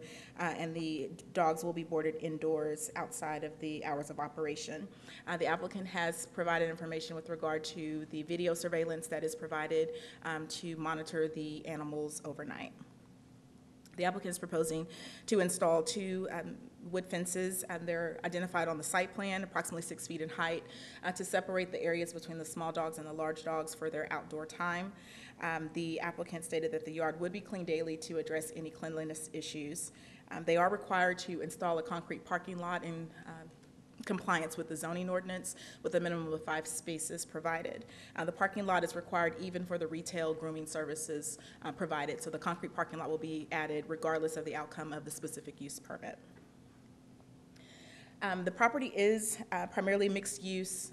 It's surrounded by primarily mixed use district along Main Street. There is an apartment to the west of the subject property and some undeveloped R1.4 single family district to the southwest. And the zoning ordinance requires that when you abut a residential district that you are required to have a screening wall. There's actually a property in between the subject property and the adjacent residential district, so they're not required to add a masonry screening wall along their property line. This is the area of request. I'm showing you an aerial. I think I have a close-up aerial. You can see the site a little bit better. Again, this is indicating the mixed-use 1 district and the apartment zoning that immediately abuts the residential, abuts the subject property. So this is a view of the subject property. Again, the rear area of the property would be used for the outdoor play area for the animals. This is the site plan. As indicated, the fenced area for the small dog play area and the large dog area. This is the proposed floor plan, just indicating the area for grooming and retail and the area in the rear of the building which would be used for the kennels.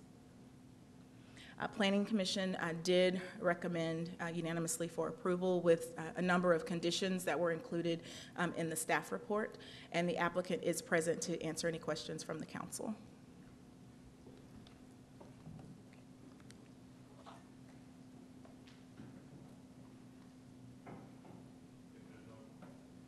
No questions at this time from council. We'll entertain citizens speaking in the public hearing forum. Now's the time to speak. You didn't open the public hearing. Mayor, you need to officially announce that the public hearing is open. Oh, I'm sorry. The public hearing is officially opened at 7:39. Thank you. I'm Pamela. This is Victor. He's my husband. We're the owners of 1103 South Main Street.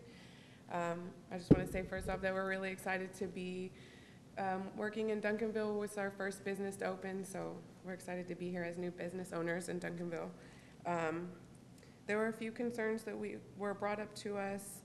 For one was the heat as an issue because there's no like large indoor space for the dogs to play, but in the backyard there's 2 large trees that provide a lot of shade for both sides, the big dog park and the little dog park. And also we'll have water out there always for the dogs to be able to drink whenever they need to. And then there'll be a pool so they can jump in and cool off. Another concern was infectious diseases. So all dogs will be required to submit proof of vaccinations to us before they're able to be boarded or have daycare. And another one of our things where we were wanting to open the dog park on the Duncan switch weekends to the public, but we'll also have to have the people who want to participate in that submit proof of vaccinations just to make sure that the area and the rest of the dogs are all safe. We have a contract with one of the local pest control people to spray the yard for fleas and ticks to make sure that dogs don't pick up any parasites while they're playing or staying at our facility. What else is there? I think that's pretty much it. Are there any other questions? Or concerns? Councilmember LeBlanc. Yes, the building is about, you said 900 square feet? Yes, sir. Yes, sir. And you're gonna have 30 kennels? We've downsized that to 22 kennels because of the limited space. To 22 kennels? Yes, sir. Okay. And in those, how are you gonna disseminate big dogs, small dogs? Are they gonna be stacked? Yes. The larger dogs will be at the bottom. They'll be in 3x5 kennels. The smaller dogs will be at the top in 3x4 kennels. There will be ramps and stairs to accommodate any dog over 20 pounds. Anything less Now, than 20 when you pounds. got a dog that's, 80, 90 pounds, is 3x5 big enough for that dog? There'll be a couple of larger kennels that'll be 4x6 for the extra large dogs. We have the king size kennels. Yeah. Okay. So is that an additional to the 22 or Yes. that's included? No, that's included Those in the included. 22. So there's 2 of those, and the rest of the 20 are going to be the 3x4s and 3x5s. And you were saying that outside there's going to be a barrier or a fence to separate with the small dogs? Yes, sir. Okay. How will the dogs be monitored when they're outside? So there'll be attendant with them outside at all times, no more than 20 dogs per attendant. So if there's more dogs, then we'll have a second attendant out there. And then there'll be a person on the inside. So we'll have a camera pointing out back, and then we'll have a person on the inside that's monitoring the storefront to also be monitoring the back, and in case they see anything going on, they can run out and help. Okay, you say no more than 20, so the 22 kennels are just for those dogs that you board? Yes, sir. So how many dogs will you be able to So then we would have an additional. totally? No more than additional 20 for daycare. So we talk possibly 40 plus dogs? 40, no more than 40. No more than. Yeah, so 18 then for, if the boarding is full.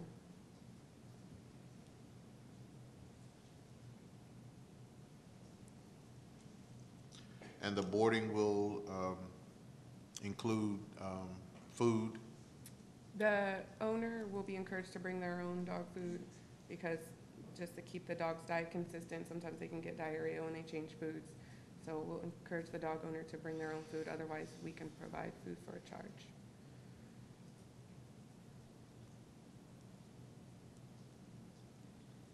Okay, thank you. Any other questions? Microphone. Thank you. How many employees are you gonna have? To start with, it will be me and him, and then we'll hire as our business grows and we need more employees for the. 2 people for 40 dogs? Well, I don't anticipate we'll have 40 when we Yeah, open. starting out now. So we'll. I have 2, Mhm. and it takes a village. For, you know, they, No, 40 is a little much. I think we're gonna shoot more for 30. So 22 in the yeah. kennel plus 8 more daycare. Yeah, but a max of 40, and we'll have, I mean, we won't take the dogs unless we have the employees. to who does the accommodate. grooming? Me. So you do the grooming, Yes, And I'll be outside with the dogs. and you're gonna be with the boarding, Correct. okay? And- I'm getting a better idea. 896 square feet, so how much of it is retail? Very less small than half portion of it, yeah. Maybe our counter. Our counter and a couple of other displays. Half of it? Less than No, half. much yeah. less than half. Maybe 300 square feet tops. Okay. I think that's it right now. I'm just trying to get an idea about, and the backyard is how big? The total lot size is about 1/3 of an acre, so it's pretty good size Almost in the a- back. Yeah. Is it Almost about an point- acre? About a almost third. 0.4, yeah, 0.378 acres.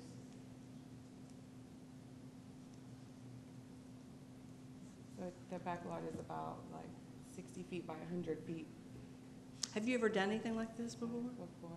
I've been grooming dogs for a while, like family and friends and everything, but with the boarding, it'll be something new. We've toured different businesses that are like, and done a And lot of research. And we've boarded for neighbors and friends also. Yeah. But this is our house, of course, with our 3 dogs. We're 2 now. Okay. All right, thanks.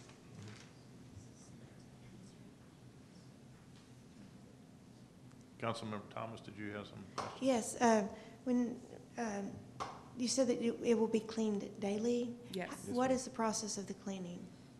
Oh, obviously, the feces, we'll be picking that up. I'll be picking that up daily as far as hosing down wherever there's Yeah. excess urine. Yeah, hosing and, Hosing down, pick up the feces, and then we have a schedule with Aaron's Pest and Termite to regularly come and spray for fleas and ticks. thank you. I have a question in terms of stacking of the kennels. Yes, sir. When the animals defecate or urinate. There'll be, of course, pans. For the top kennel, I'm assuming you're asking, So there'll be they're, pans. they have sides So well they'll enough. have Yeah, sides, Any but it's the overflow is gonna same- be contained. They're about 1 inch, and then they'll be the same size of the kennel base, and they're up 1 inch. They're the same kind of pans that you would put in your kennel at home or crate or anything to catch anything. Okay. But just keep in mind that they will mainly only be boarded at night. During the daytime, they'll be out and about. Okay. Your actual hours of operation, did somebody will be there for what, 7 in the morning till 10 at night? No, 8 Eight at p.m. night. 8 Oh, no, p.m. at Oh, to 10. be there, Yeah, yes. But we'll be open to the public. until Correct. Right, 10. I'm talking But we'll be about there your, until your 10. hours Yes. that somebody's gonna be at the facility is 7 to 10. Yes, sir. And what happens between 10 o'clock and 10 o'clock at night and 7 in the morning? The animals just, We'll have video recording, we'll have cameras set up to where you can watch on our phones, and we'll live less than 10 minutes away. Yeah. And then we'll have the fire alarm that. And we have, if you're asleep, even though that you have access to Right. something on your telephone, is there any kind of visual alarm that could go off if there's some kind of disturbance where the animals motion sensors would probably be a good idea for that. We'll look into those. And we'll have So the. that's, Oh. probably. Say again? You just said probably. No, I said, no, I'm sorry, I said that's a good idea, and we'll look into those, into motion sensors. Okay.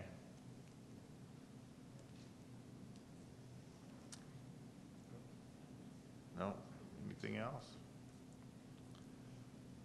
Okay.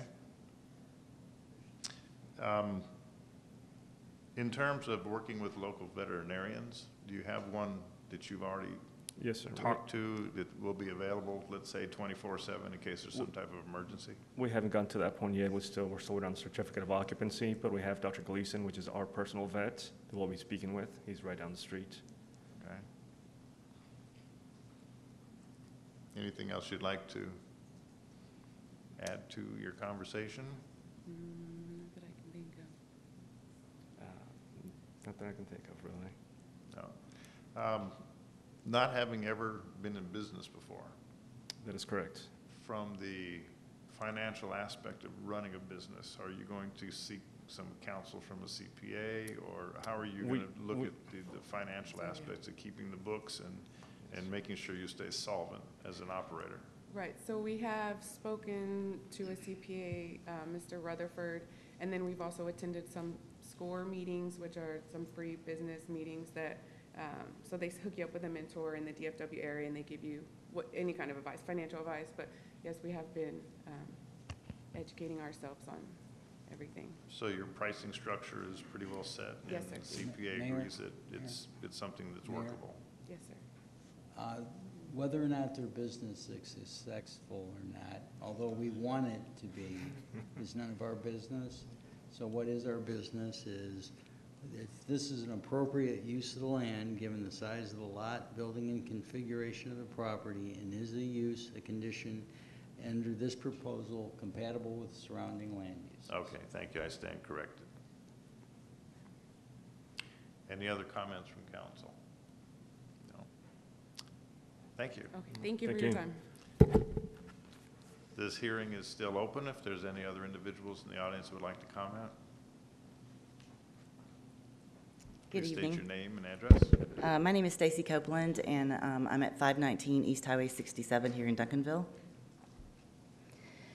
And I also own, I'm also in the pet industry. I've been here for about 10 years. So thank you for allowing me for this time. I read the staff report to consider a special use permit for a pet daycare and overnight boarding at the 1103 South Main Street. As a local expert in the pet industry, I reached out to other pet professionals in the area to provide you with some important information. I believe the council needs to consider this information. Stacy, slow down. Oh. I believe the council needs to, I do talk fast, that you need to consider important information before making this decision on the SUP. The main areas of concern include safety, risk management, and overall care of the dogs in a boarding and daycare environment.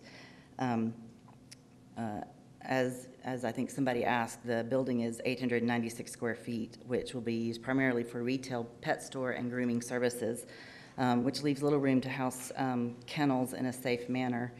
Per Exhibit C in the staff report, the room that the kennels are in, I believe, is 13 by 13, and appears to have no dedicated space for any type of inside daycare play yard. While retail and grooming are the primary revenue for the proposed business, the safety of boarding animals should not be an add-on without proper space, training, or experience. The owners of the business have offered to open up their backyard as a public dog park, which, based on the health hazards and high potential of infectious diseases, It could be parvo, distemper, any upper respiratory infection that public dogs without appropriate vaccinations can bring into a private space where customer dogs are being housed. This can be a serious health concern and can be spread through just breathing the air, through feces, through dogs licking each other in the mouth, things like that. But most are airborne. Cleaning protocols inside and out should be understood to minimize the health risks, including how they will sanitize surfaces. HVAC considerations because of airborne diseases it's very important to understand the HVAC and considerations for that, and of course waste disposal. I would also recommend that the council or someone talk with your own employees at the Tri-City Animal Shelter about some of these items, as well as they are also experts in the field. As far as daycare goes, there are many traditional kennels that do offer daycare for dogs, but they don't actually provide adequate exercise or monitoring for the pets. Most traditional kennels provide 2 or 3 10-minute potty breaks during the day for dogs to do their business, and then the dog is back in the crate for several hours. With only a minimum of 1 or 2 people in the building, that's not adequate to safely monitor dogs in a daycare setting where ample exercise and play is expected.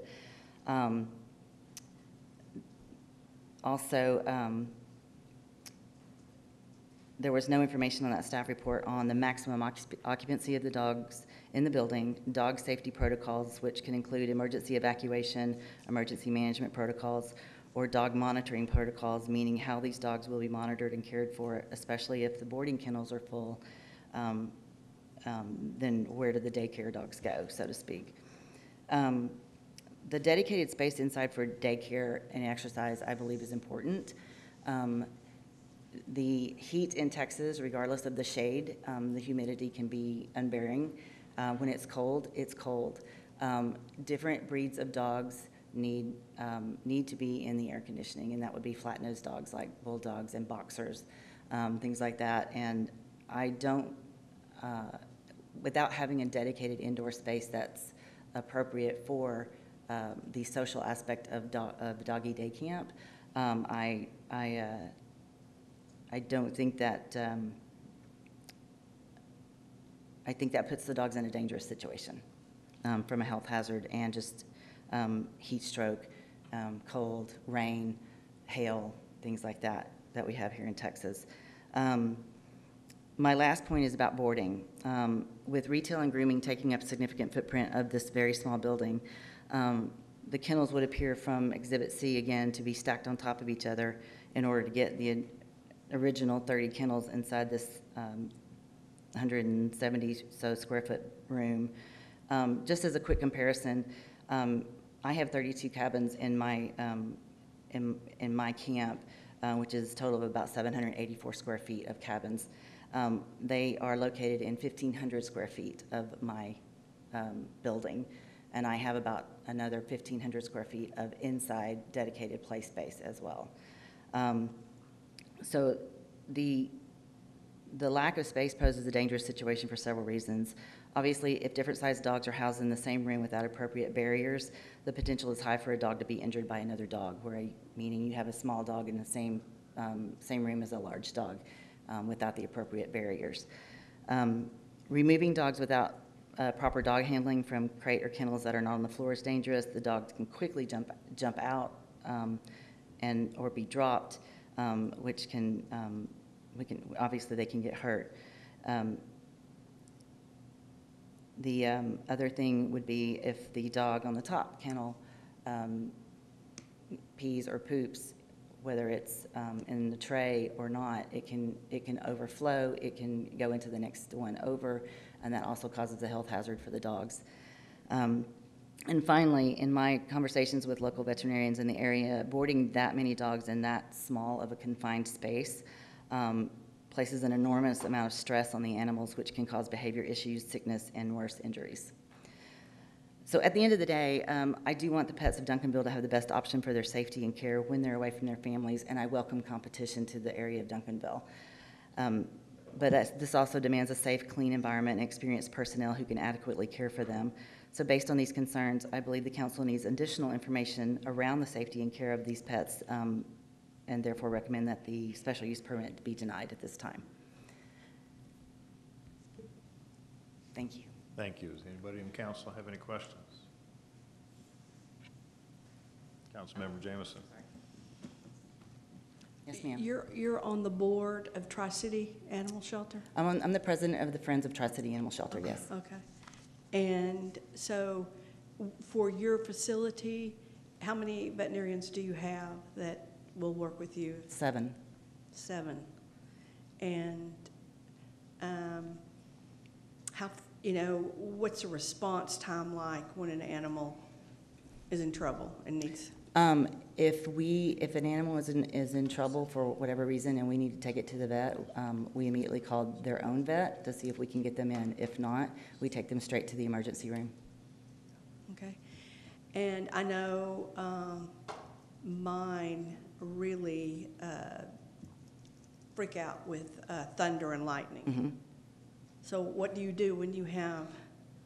We have several techniques that we use inside camp to lower the stress level on the dogs. There are certain types of sprays and music and outerwear that we can use to help accommodate that. We also talk with the pet parents, obviously, as well. So do a lot of them do that, or just a few? Yeah, I mean, some. I mean, I have one that does that too. So, it's a matter of managing. It's just a matter of managing that level of anxiety. I can't imagine handling a lot of dogs that, if it started thundering, what do you do when they all start getting upset? You play music, and what do you spray? There's a specific spray that you can get that is helpful to calm dogs down. Oh, yeah? Okay. Well, and so do you do grooming? I didn't know that. Did you say, does it work on kids? I wish. How about adults? And so, do you do grooming too? I do not. I have 4,000 square feet, so I don't have a dedicated grooming room, but I do have a groomer that comes in twice a month and grooms. She'll groom about 6 dogs in those 2 or per day, but she only does it for my customers. That is not open to the public. So 4,000 square feet, and how many dogs? Depends on the season. The most we've ever had in-house boarding and daycare has been 93. Wow. So it's a seasonal business. And how many workers? I have 11 employees. Okay. Trying to get an idea of what you need. And then outside, during the daytime, do you walk all of them? No, ma'am. We have 1,700 square feet of outdoor space, which the dogs can go from the inside to the outside whenever they want. Oh, so they can come and go as they please? Yes. Wow. Okay. I think I have a good idea. Thank you. Okay. Any other questions? Councilmember Thomas, you have some input? Yeah, thank you for coming out. Sure. How do you clean up the inside, and then how do you clean up the outside? What's your process? So our cleaning protocols are that we use hospital-grade chemicals that are mixed in an actual mixer. And so we clean up anything that happens right there. And we also have an auto scrubber because we have concrete. So our auto scrubber cleans the concrete. We clean those rooms. We clean the play areas twice a day. And the outside, we have another type of chemical that's hospital grade as well that we spray on the outside yards. And basically, it will kill certain diseases, people and pet. And it will kind of eat up all the little enzymes on any feces or anything that's left over outside that is still there when we clean up. So you're located right off the service road of 67? Correct. And there are no houses and neighborhoods around you? No, ma'am. I'm in an industrial area. Yeah. And what would you say about a dog daycare in the middle of a neighborhood, or that backed right up to a neighborhood? I wasn't allowed to go in. I had to be 1,000 feet away from any housing development or apartments because of the noise factor, because they do bark. It can get noisy when they're outside. And so for that reason, the franchise doesn't allow us to go in within 1,000 feet of a residential area. Okay, thank you. Councilmember LeBlanc? Hey, I just got one question. I know you said you don't groom them, but do you bathe them if the owner requests? Yes, we do have a grooming room, and so we can do baths and nail trims. And nail trims? Mm-hmm. All right, thank you. Councilmember Jameson? So you is giving them a bath part of the daycare, or is if they just get dirty that they need it? It's available for purchase. So if they board, they can get it when they go home, or obviously if a dog gets dirty for any reason, they get a bath.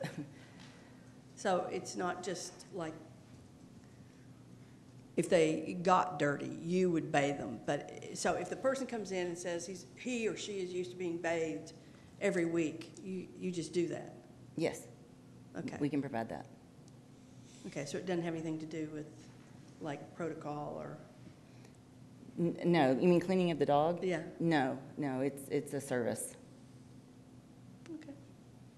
Based on the city attorney's comment to me, I'm thinking that most of our questions have been to the, thank you. Mm-hmm, sure. Most of our questions have been to the operational side of this business versus essentially what the issue is before us, and that's the appropriate use of the land. City Attorney, would you give us some guidance I'll help you out and there. instruction I on think this? some of your questions are pertinent as to, there's two issues that you've been asking about primarily, and that is use of the property. How does it impact the surrounding use of the property, where the property is located, how large the room is. Your other issues are animal welfare issues. The use of that property because of its size configuration, obviously the number of dogs, how the dogs are cared for affect the surrounding property owners. So I think they're appropriate when you're asking questions. Don't get bogged down in this particular case as to what's best for the animals. There's laws to govern misuse of the animals. We're not here to give them a permit for the purpose of animal welfare. You're here to give them a permit as whether this land use is appropriate. But those operational issues are going to affect surrounding property owners. If the dogs are outside, the noise, if they're not being attended to in the sense that dogs will make noise and bark and make a ruckus and a racket. This is a special use permit that is adjacent to residential area, and so that is important. But don't get too bogged down into how you bathe to the dogs. We're not giving them a permit to be groomers. You're giving them a permit to operate the property. So, and I do this all the time, so it's distinguishable in my mind. But most of your questions about operational issues affect how the property affects the surrounding property owner. So I'm okay with that. But whether they're successful or not is not our business. Okay, understood. Mayor, if I could, I just wanted to make Yes. a couple of quick points of clarification. So the property is adjacent to, there's not a laser here, but there is a property that actually a lot behind the subject property in between where Sliger Road right-of-way ends. So technically, the property does not abut a residential lot. There is residential district where those trees are in Sliger Road, which was never constructed. Technically, that property is all zoned residential, but it is not occupied with houses because there is no road there. So I just wanted to make that point of clarification, that there aren't any residents there, but it is zoned residential. There is an apartment, as you can see, to the northwest of the property. Do you know the approximate distance between the applicant's property and the apartment buildings? Lot is approximately, between them and the apartment is approximately 35 feet. Not the lot where there are actual people living. Yes, where there's a, like I said, where the red line on the west side of the property ends, there, that lot, there is a physical lot there that's approximately 35 feet, and then that's the apartment to the northwest. So I apologize, there's no pointer on this, but, so it is within approximately 40 feet of the apartment complex.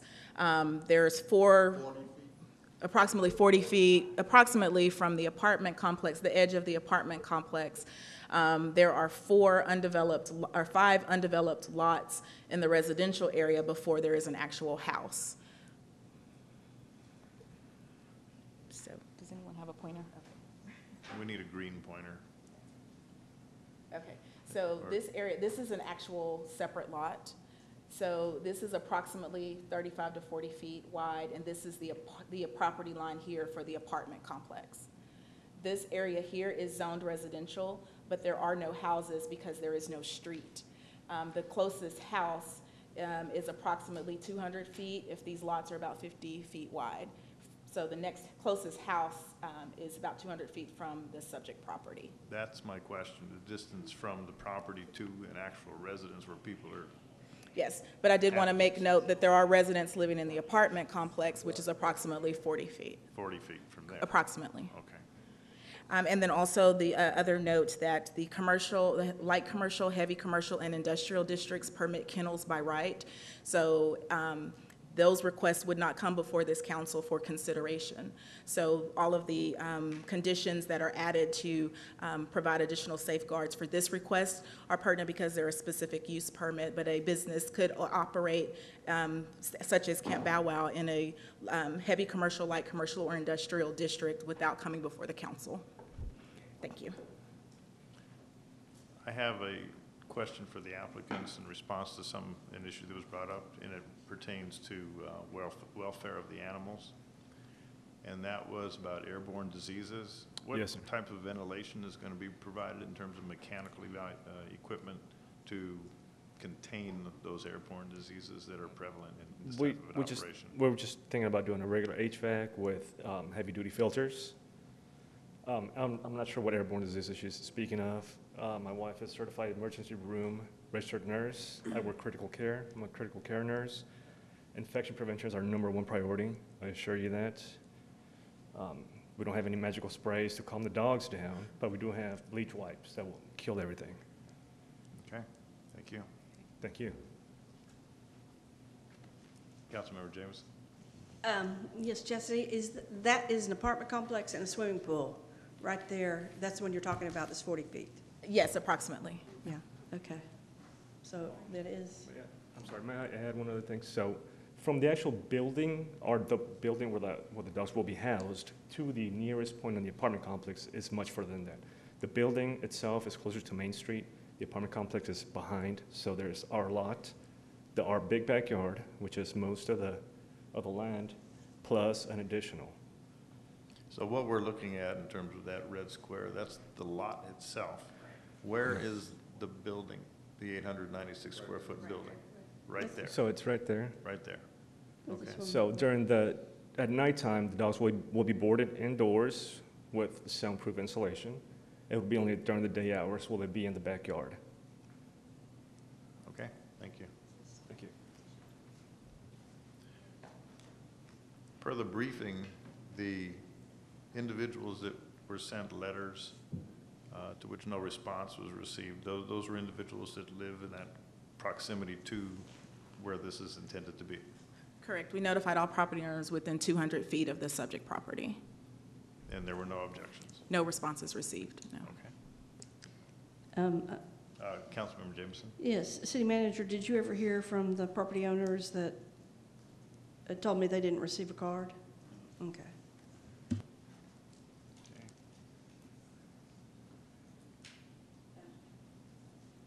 Councilmember Jameson? Mayor, I move to close the public hearing. We have a motion to close the public hearing. Second. We have a second. All in favor, say aye. Oh, I'm sorry. All in favor, please vote. Thank you. The public hearing is officially closed at 8:12 p.m. Seeing as there's no further discussion, we'll entertain a motion to approve.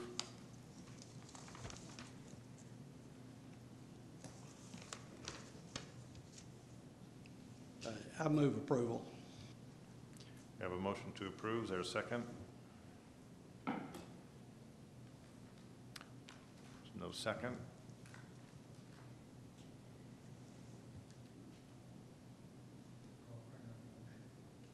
Is there another motion? We're just talking about an SUP for a daycare, so I make a motion that we deny the SUP. Is there a second? I second. We have a motion, a second, to deny the SUP. Would y'all please vote?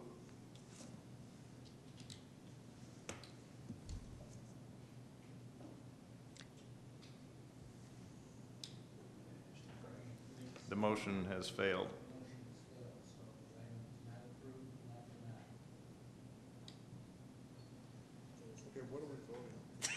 It was very confusing. Well, I No. think there's some confusion. Yes, there was. It's a negative motion, so yes means no, no means yes. So you voted no, you meant you didn't want the use, correct? Right. So you need to call for a Okay, revote. I voted wrong. If, here's one of the things, if, this will require a simple majority. Right.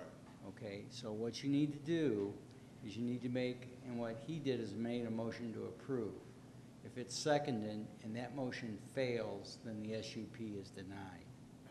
But since he did not receive a second, Ms. Jamison made a motion to deny.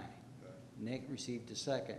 Right. To vote against the applicant, you have to vote yes. To vote no against the applicant, you have to vote, or the other way around. I'm sorry, hang on a minute. Yes means no, no means yes. Well, this is coming to us from the P and Z, so we have to have a supermajority. P and Z approved it. We have to have a supermajority. No, only if they deny, Dennis, only if they deny. Only if they deny. To overrule their denial is the way it says. So we need a new motion. Or, okay, so we re-vote on the motion that was made and seconded. Or yes, is that not right? Who mashed the red button, the green button last time? We don't have red and green. Yeah, you did. You voted last time. Only a person to reconsider a motion is a person that voted on the green. That voted yes? Yes to deny. Yes, I voted yes to deny. Did you? The only one, the red lights were Councilmember Schwartz, Councilmember McBurnett, Mayor Gordon, and Councilmember LeBlanc were the 4 red lights that I saw. Okay, so, but it's the motion, was a motion to deny, then you want to, so any who voted in red can ask that it be reconsidered. Mr. McBurnett, Mr. Schwartz, Mr. LeBlanc, Mayor. You voted correct. You had a green light. So you, voted, you want to reconsider? Yes, I'll reconsider. you have to make a motion to reconsider, and that needs to receive a second. I want a motion for us to reconsider the vote. Yes, a second? Is there a second? Second. We have a motion and we have a second. All right, you have to vote to reconsider, so you have to, to approve it, to re-vote, you have to vote yes. No. No, To reconsider. To reconsider. And why would we reconsider it? Because it he not- was confused on how he voted, the mayor was confused on how he voted. There was confusion. Because your motion to deny failed. And you want, I assume, your motion to deny to pass. So you would welcome this reconsideration. So to do that, we need to reconsider. So now we're voting on the motion to reconsider the vote. So if you wish to have the vote reconsidered, please vote however you choose. Yes.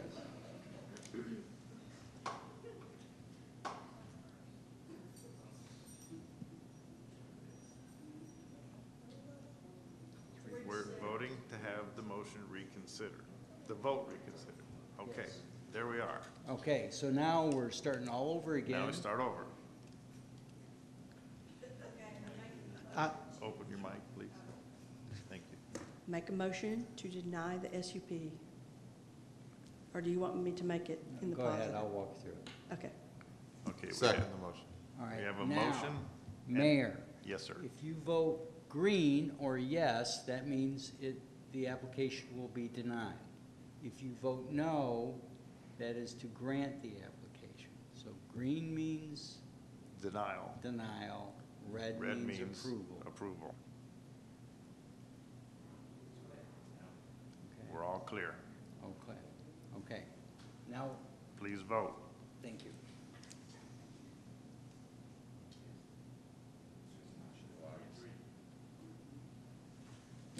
The motion fails because it does not receive a majority.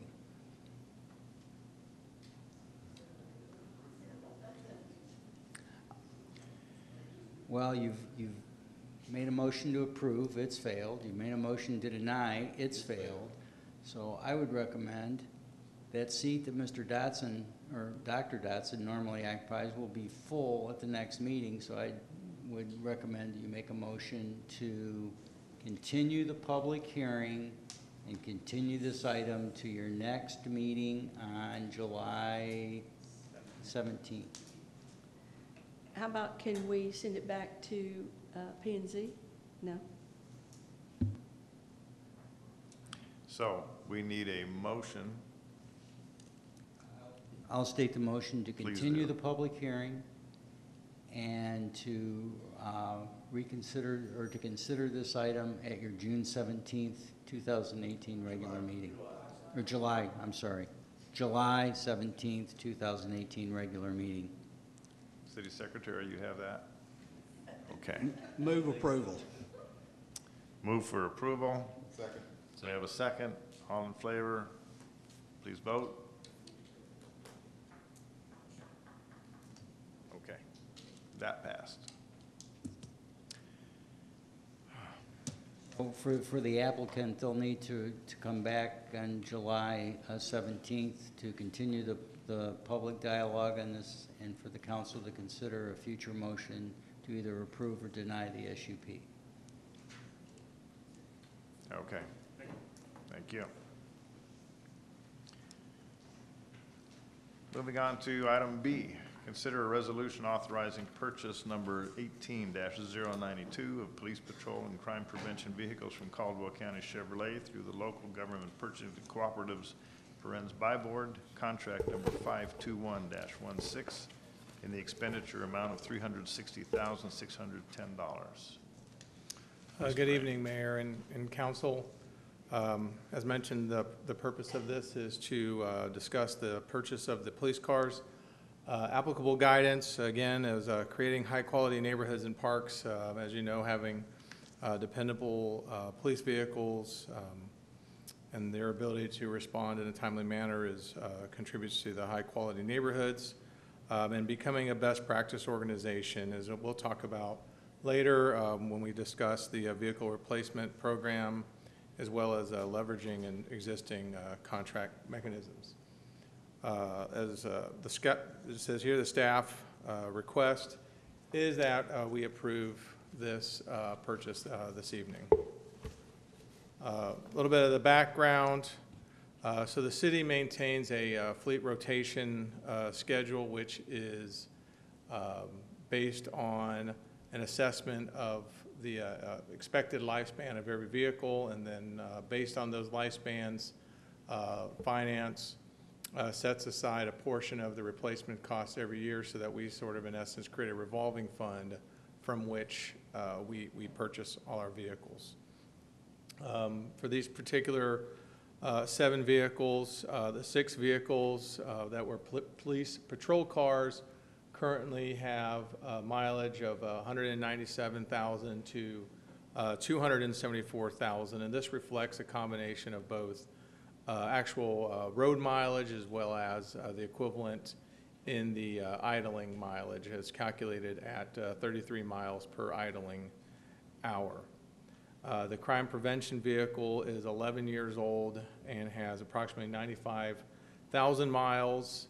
And then this particular vehicle is an example of the assessments that are made in terms of determining when vehicles are actually replaced or not. This particular vehicle, the crime prevention vehicle, was originally scheduled for replacement in fiscal year 2012. And so this is a series of opportunities of reassessment that, and now it's finally time based on staff's recommendation and conversation with the police department and the fleet manager for the crime prevention vehicle to also be replaced. We've had problems with the Ford police patrol vehicles that we've had. The average downtime of those vehicles has been 22 days over the life of these vehicles, which is 2 years old. The work that we've done for repair purposes has been warranty work, so it's been at no cost to the city to make the repairs. However, the city does, does not benefit when those vehicles are not on the street. They're sitting in the shop. We had to replace one blown engine, which was occurred during a response. And we've also had to replace 3 turbos on these particular cars. So we've had problems with the Fords, which is another reason why, as we'll talk later, that we are recommending as well as a change in manufacturer. The contracting price of $360,000 does include both the purchase and what we call the upfit, which is to kit them out and get them ready for their mission. Just to continue the background, the police went and did some test driving at the Waxahachie Police Department with their Chevy Tahoes, and they are the ones that came back and said that they wanted to recommend that we also transition our fleet, at least for the police vehicles, from Ford into the new Chevy Tahoe police vehicles. The Tahoe comes with a standard warranty. This is the same one that we had with Ford, which is a 3-year, 36,000-mile bumper-to-bumper, and a 5-year, 100,000 powertrain, and the idling does not impact that. Up here, we had recommended doing the warranty repair work at Chuck Fairbanks Chevrolet in DeSoto. However, as mentioned in the executive session or the briefing session, we will go back and relook some local dealers per y'all's request for that service. We did look at 4 different co-op buy board, basically existing procurement vehicles, as we made our pricing or our recommended choice of Caldwell Country Chevrolet, and we'll talk a little bit more about that in the following slides. The main takeaway, and we'll talk about a little bit later with the cooperative purchasing, is that we're able to leverage one existing contracts, and so a lot of the time that we would have in doing our own procurement is mitigated by leveraging an existing procurement vehicle. And as well as it actually maximizes the number of possible vendors, which usually, typically leads to a better price. And again, using cooperative agreements and sort of piggybacking off of them per se is within the Texas law. So just for a little bit for council and then for others that are with us tonight, we're looking at, there are 2 different things, cooperatives and pricing agreements. There's not many difference, but with a cooperative, these solicitations, the bidders sort of look at who's interested and what their market would be for a co-op, and then their bid for that price is sort of informed on their estimate on perceived volumes of those vehicles. And the pricing that they have set sort of a cap, a no greater than price, and there is some negotiation, and we'll talk about that in a little bit as well. with the pricing agreements, again, the agency provides volume and estimates to the vendors, which then in terms informs their bid. And again, they set maximum prices, and again, the lowest one of all the folks, the possible bidders, is the one that wins. By us looking at 4 in this particular case, what that did is it opened up to, first of all, 4 different possible prices, but then the winning bid was based on multiple vendors bidding to get to win that particular one. So what we're looking at is a refinement of multiple bidders providing their best price, and then amongst those best prices, we pick the very best one for us. And again, using the cooperative and price agreements, we leverage the buying power of a broader market than just in case of, in a situation of Duncanville, where we're just going out on the market and trying to secure 7 vehicles. When we're taking advantage of bidders or vendors who are hoping to, and their price justification is in hopes of making sales in the hundreds and thousands. And again, it saves us a lot of time and staff work to leverage existing procurement vehicles. So, and again, it translates, as it says here, fast procurement and a corollary of cost savings as well. So just looking at the evaluation process that we went through with this particular purchase is our fleet manager checked some of the existing contracts that are available statewide. As I mentioned before, the existing contracts is a competitive bid process.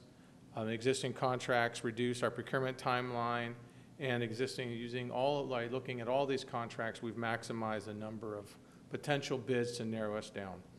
Again, the 4 that we looked at particular to this one was the local government purchasing co-op buy board, which is the $29,840 at Caldwell, which is the price that we was the lowest of the 4 winning bids.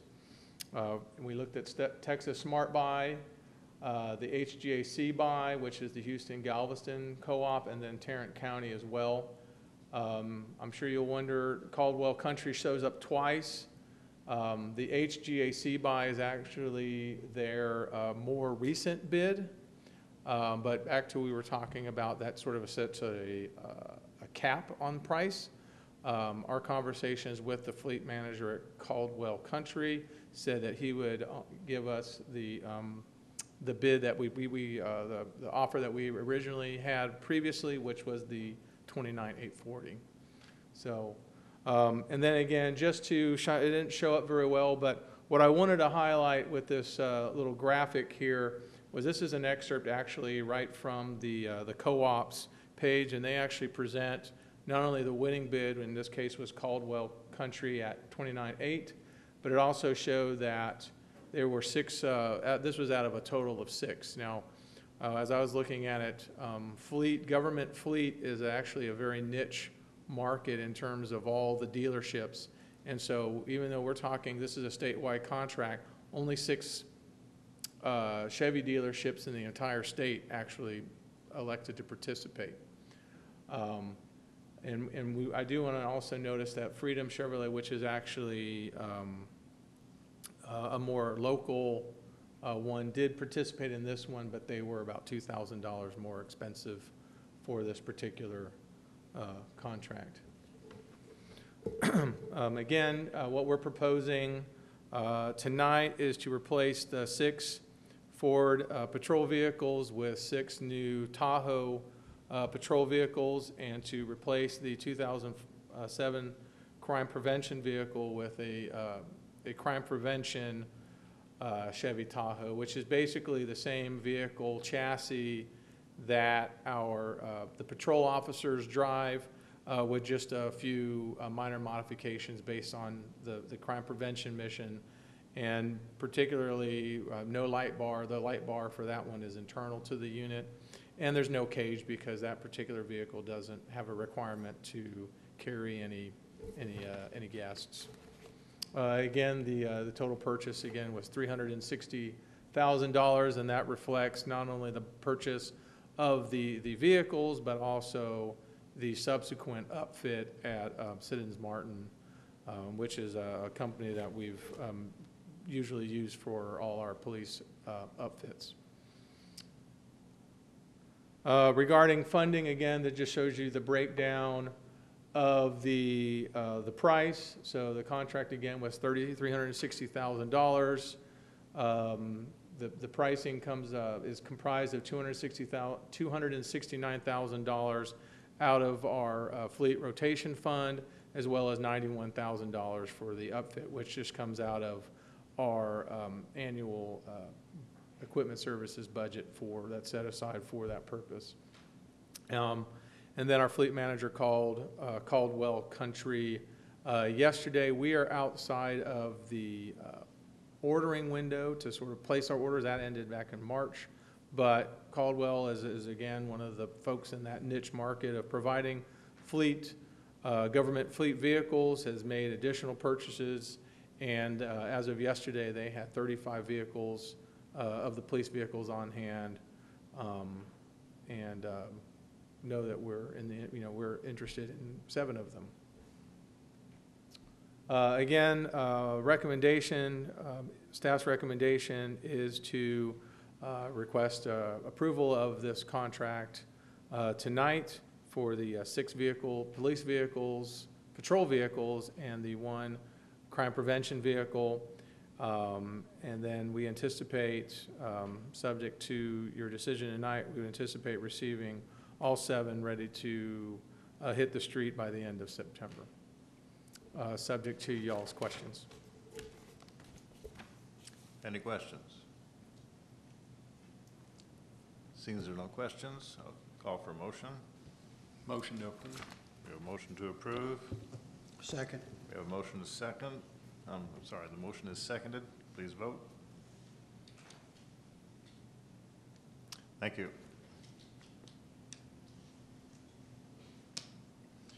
Item C on the agenda is the election of Mayor Pro Tem. We have tabled that since we don't have a complete council or completed vote at this time. I'm moving on to item number 6, receive the Economic Development Quarterly Report and Work Plan Update.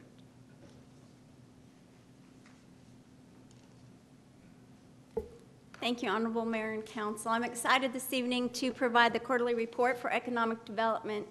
I'd first like to start out with our work plan items, as I usually do. And you can see under City Council capstone, item number 5, grow Duncanville in terms of culture, sports, and tourism. Objective 2.06 is create a tourism program. And as Council knows, this is an ongoing it's in ongoing status. The conference center consultants are finalizing the feasibility study, and so we're excited and anticipate bringing that back to the City Council for consideration at a next upcoming council meetings. Objective 2.07, increase, improve marketing and branding. It's ongoing as well. The logo committee will actually meet next week, and they will review some proposed logos that the consultants have put together, and then provide them guidance as to the next steps that they would like to see take place. Moving on, in terms of objective 2.8, increase visitor transportation options to downtown. The ED staff is currently working with the field house staff to determine their needs and really wants and desires from the events that take place there, what that demand is for this service. In addition, staff has been in touch with a number of the hotels as well, and so at this point they have not taken us up on this service or this opportunity, but we look forward to working with them in the future. Objective 2.09, work with Eon Reality to create a list of company leads. I did meet with Haskell Gray, which is the director for Eon Reality, and we were able to identify really what their true needs are. At this point, Haskell feels like that they are they have an adequate number. They're doing great in terms of business jobs and that type of thing, but they really need some assistance in terms of reaching out to the different schools within the communities, further than just Duncanville and Cedar Hill. So that'll be something that we will work together on in future months in terms of trying to make those connections and really try to grow their entrepreneur school, as well as the different individual classes that they can offer on a case-by-case basis to really specialize that and really customize their program to fit the individual school needs. Moving on, in terms of the market update, we're excited to announce that in the last quarter, 183,534 square feet of commercial space was either leased or built. There were 27 new businesses that came online and 4 business expansions. You can see up there on the slide, workout anytime. It's amazing. Every time I look at our report, it looks like that they continue to expand. And if you've been over there at all, you will know that they continue to expand their operations, which is very exciting. Just a great tribulation to a small business really expanding within our community. In addition, down there on the bottom left, you can see that is 10 Hagen Excavating. That's the look of their new building, and that was one of the projects there in the back. You can't see very well with those pictures because of the trees, but in the back, the EDC, or the Economic Development Corporation, did provide a grant to them for their nice sound wall fence that they have. So you can see that they've really gone above and beyond in terms of it just being a metal building. They've added some architectural detail as well as some stone skirting around the bottom, and then we anticipate landscaping being in the front. So that's a great addition to that area and to expand their corporate headquarters. Moving on, in terms of property owner and business engagement that we've had for this last quarter, you can see that we've had engagement with 6 different brokers, developers, 2 retailers, and actually we had a third as well. There's a national car company that's interested in relocating to Duncanville as well. Some different restaurants there, manufacturing. As you all know, we get those leads from the state of Texas. Unfortunately, typically those leads look at around 50,000 square feet and usually about 10 to upwards of 100 acres to really relocate those businesses. And then in terms of the hotel developer, we've had another hotel developer contact us that's interested in possibly building here in Duncanville. And as you know, we always really wanted to be aware and really pay attention to making sure that the market's not too oversaturated and that we have a good diversification of businesses. And entertainment venues, we've identified a number of entertainment venues that are new ones that we continue to work with, and especially with new opportunities coming down the road with new ownership of property. Moving on, in terms of existing businesses, we've met with and had contact with 31 different businesses. We've also, in addition to the items listed up there, we've also, for instance, provided, you can see up there, informational packets on incentives that are available for our design incentives, such as the paint, the landscaping, and the sign. And we look to actually 3 should be coming forward to the Economic Development Corporation here in the next few weeks. In addition, we did assist with the Parks Department in terms of really trying to reach out to those different businesses to provide them information about the street closures and things like that, as well as finding spaces for different businesses for expansion. And moving on, in terms of property owners and managers, we had engagement with 6 different property owners. Those include everything from single-family lots to some of the shopping centers. Other activities that the DCEDC board and staff were involved with over the quarter, you can see that the DCEDC honored 10 Hagen Excavating and GK Steel during the Best Southwest Red Summit for their investment and back into the community. And you saw that picture earlier, and also you, Council, I'm sure is aware that we provided that incentive to GK Steel as well here about a year and a half ago for the sprinkler system. So that really helped that small business as well really fit into that space, which otherwise they would not have been able to relocate to Duncanville.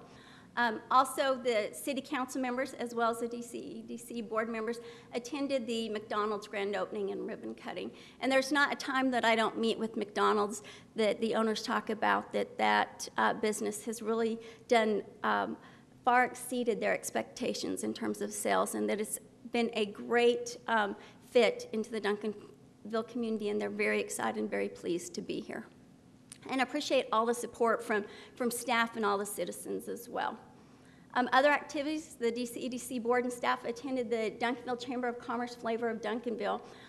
The board took up, they did surveys with residents to see what they would like to see. They also explained the different programs that are out there for small business owners in terms of the design incentive grants that we talked about, and also the different development opportunities in the community.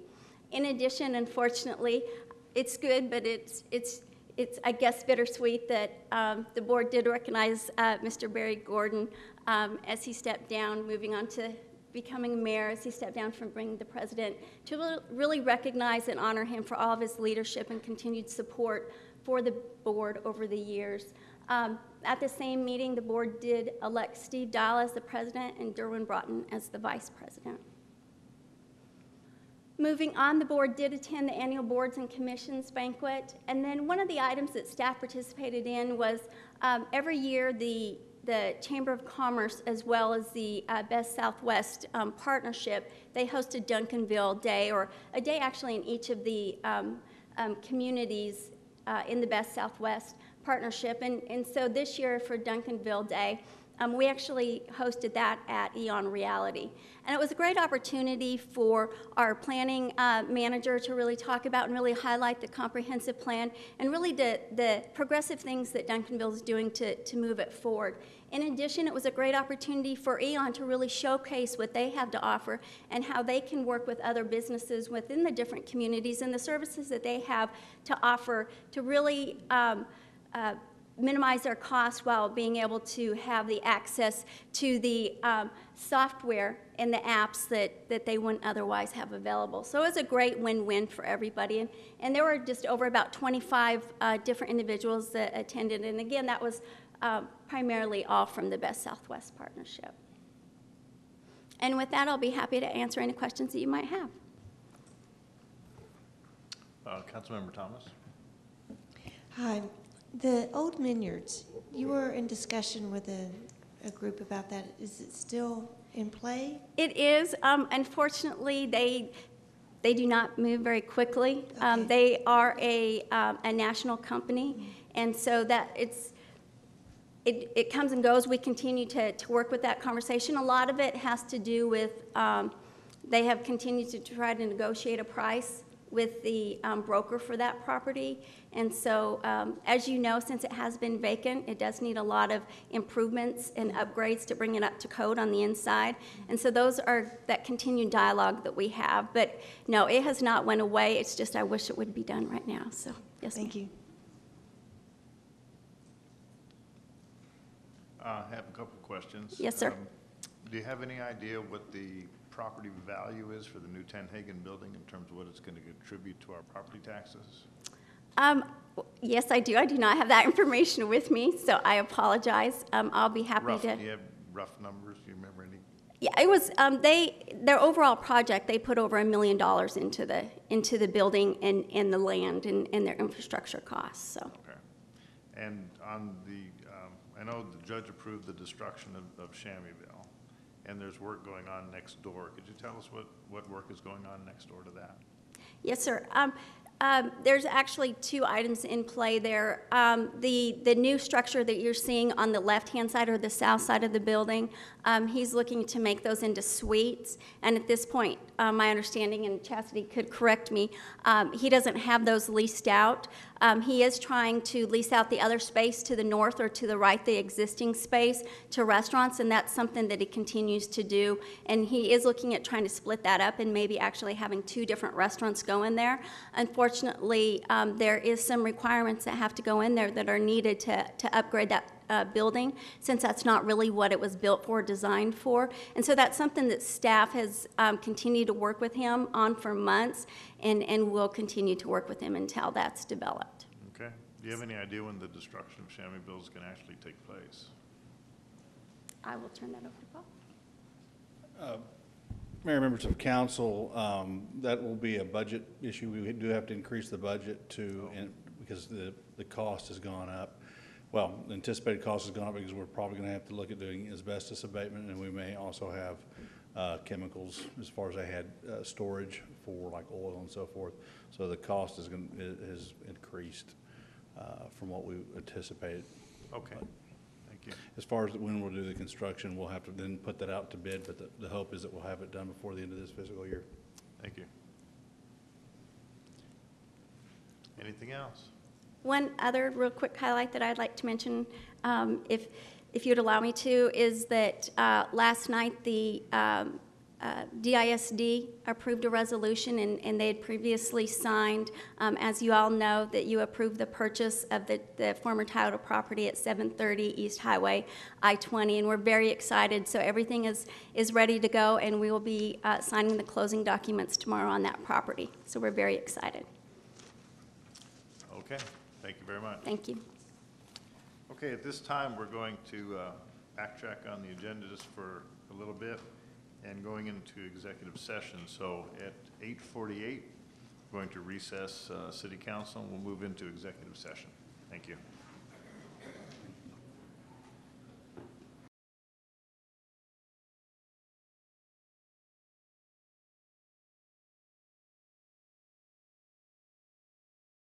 Shall convene into a closed executive session pursuant to section 551.071 of the Texas Government Code.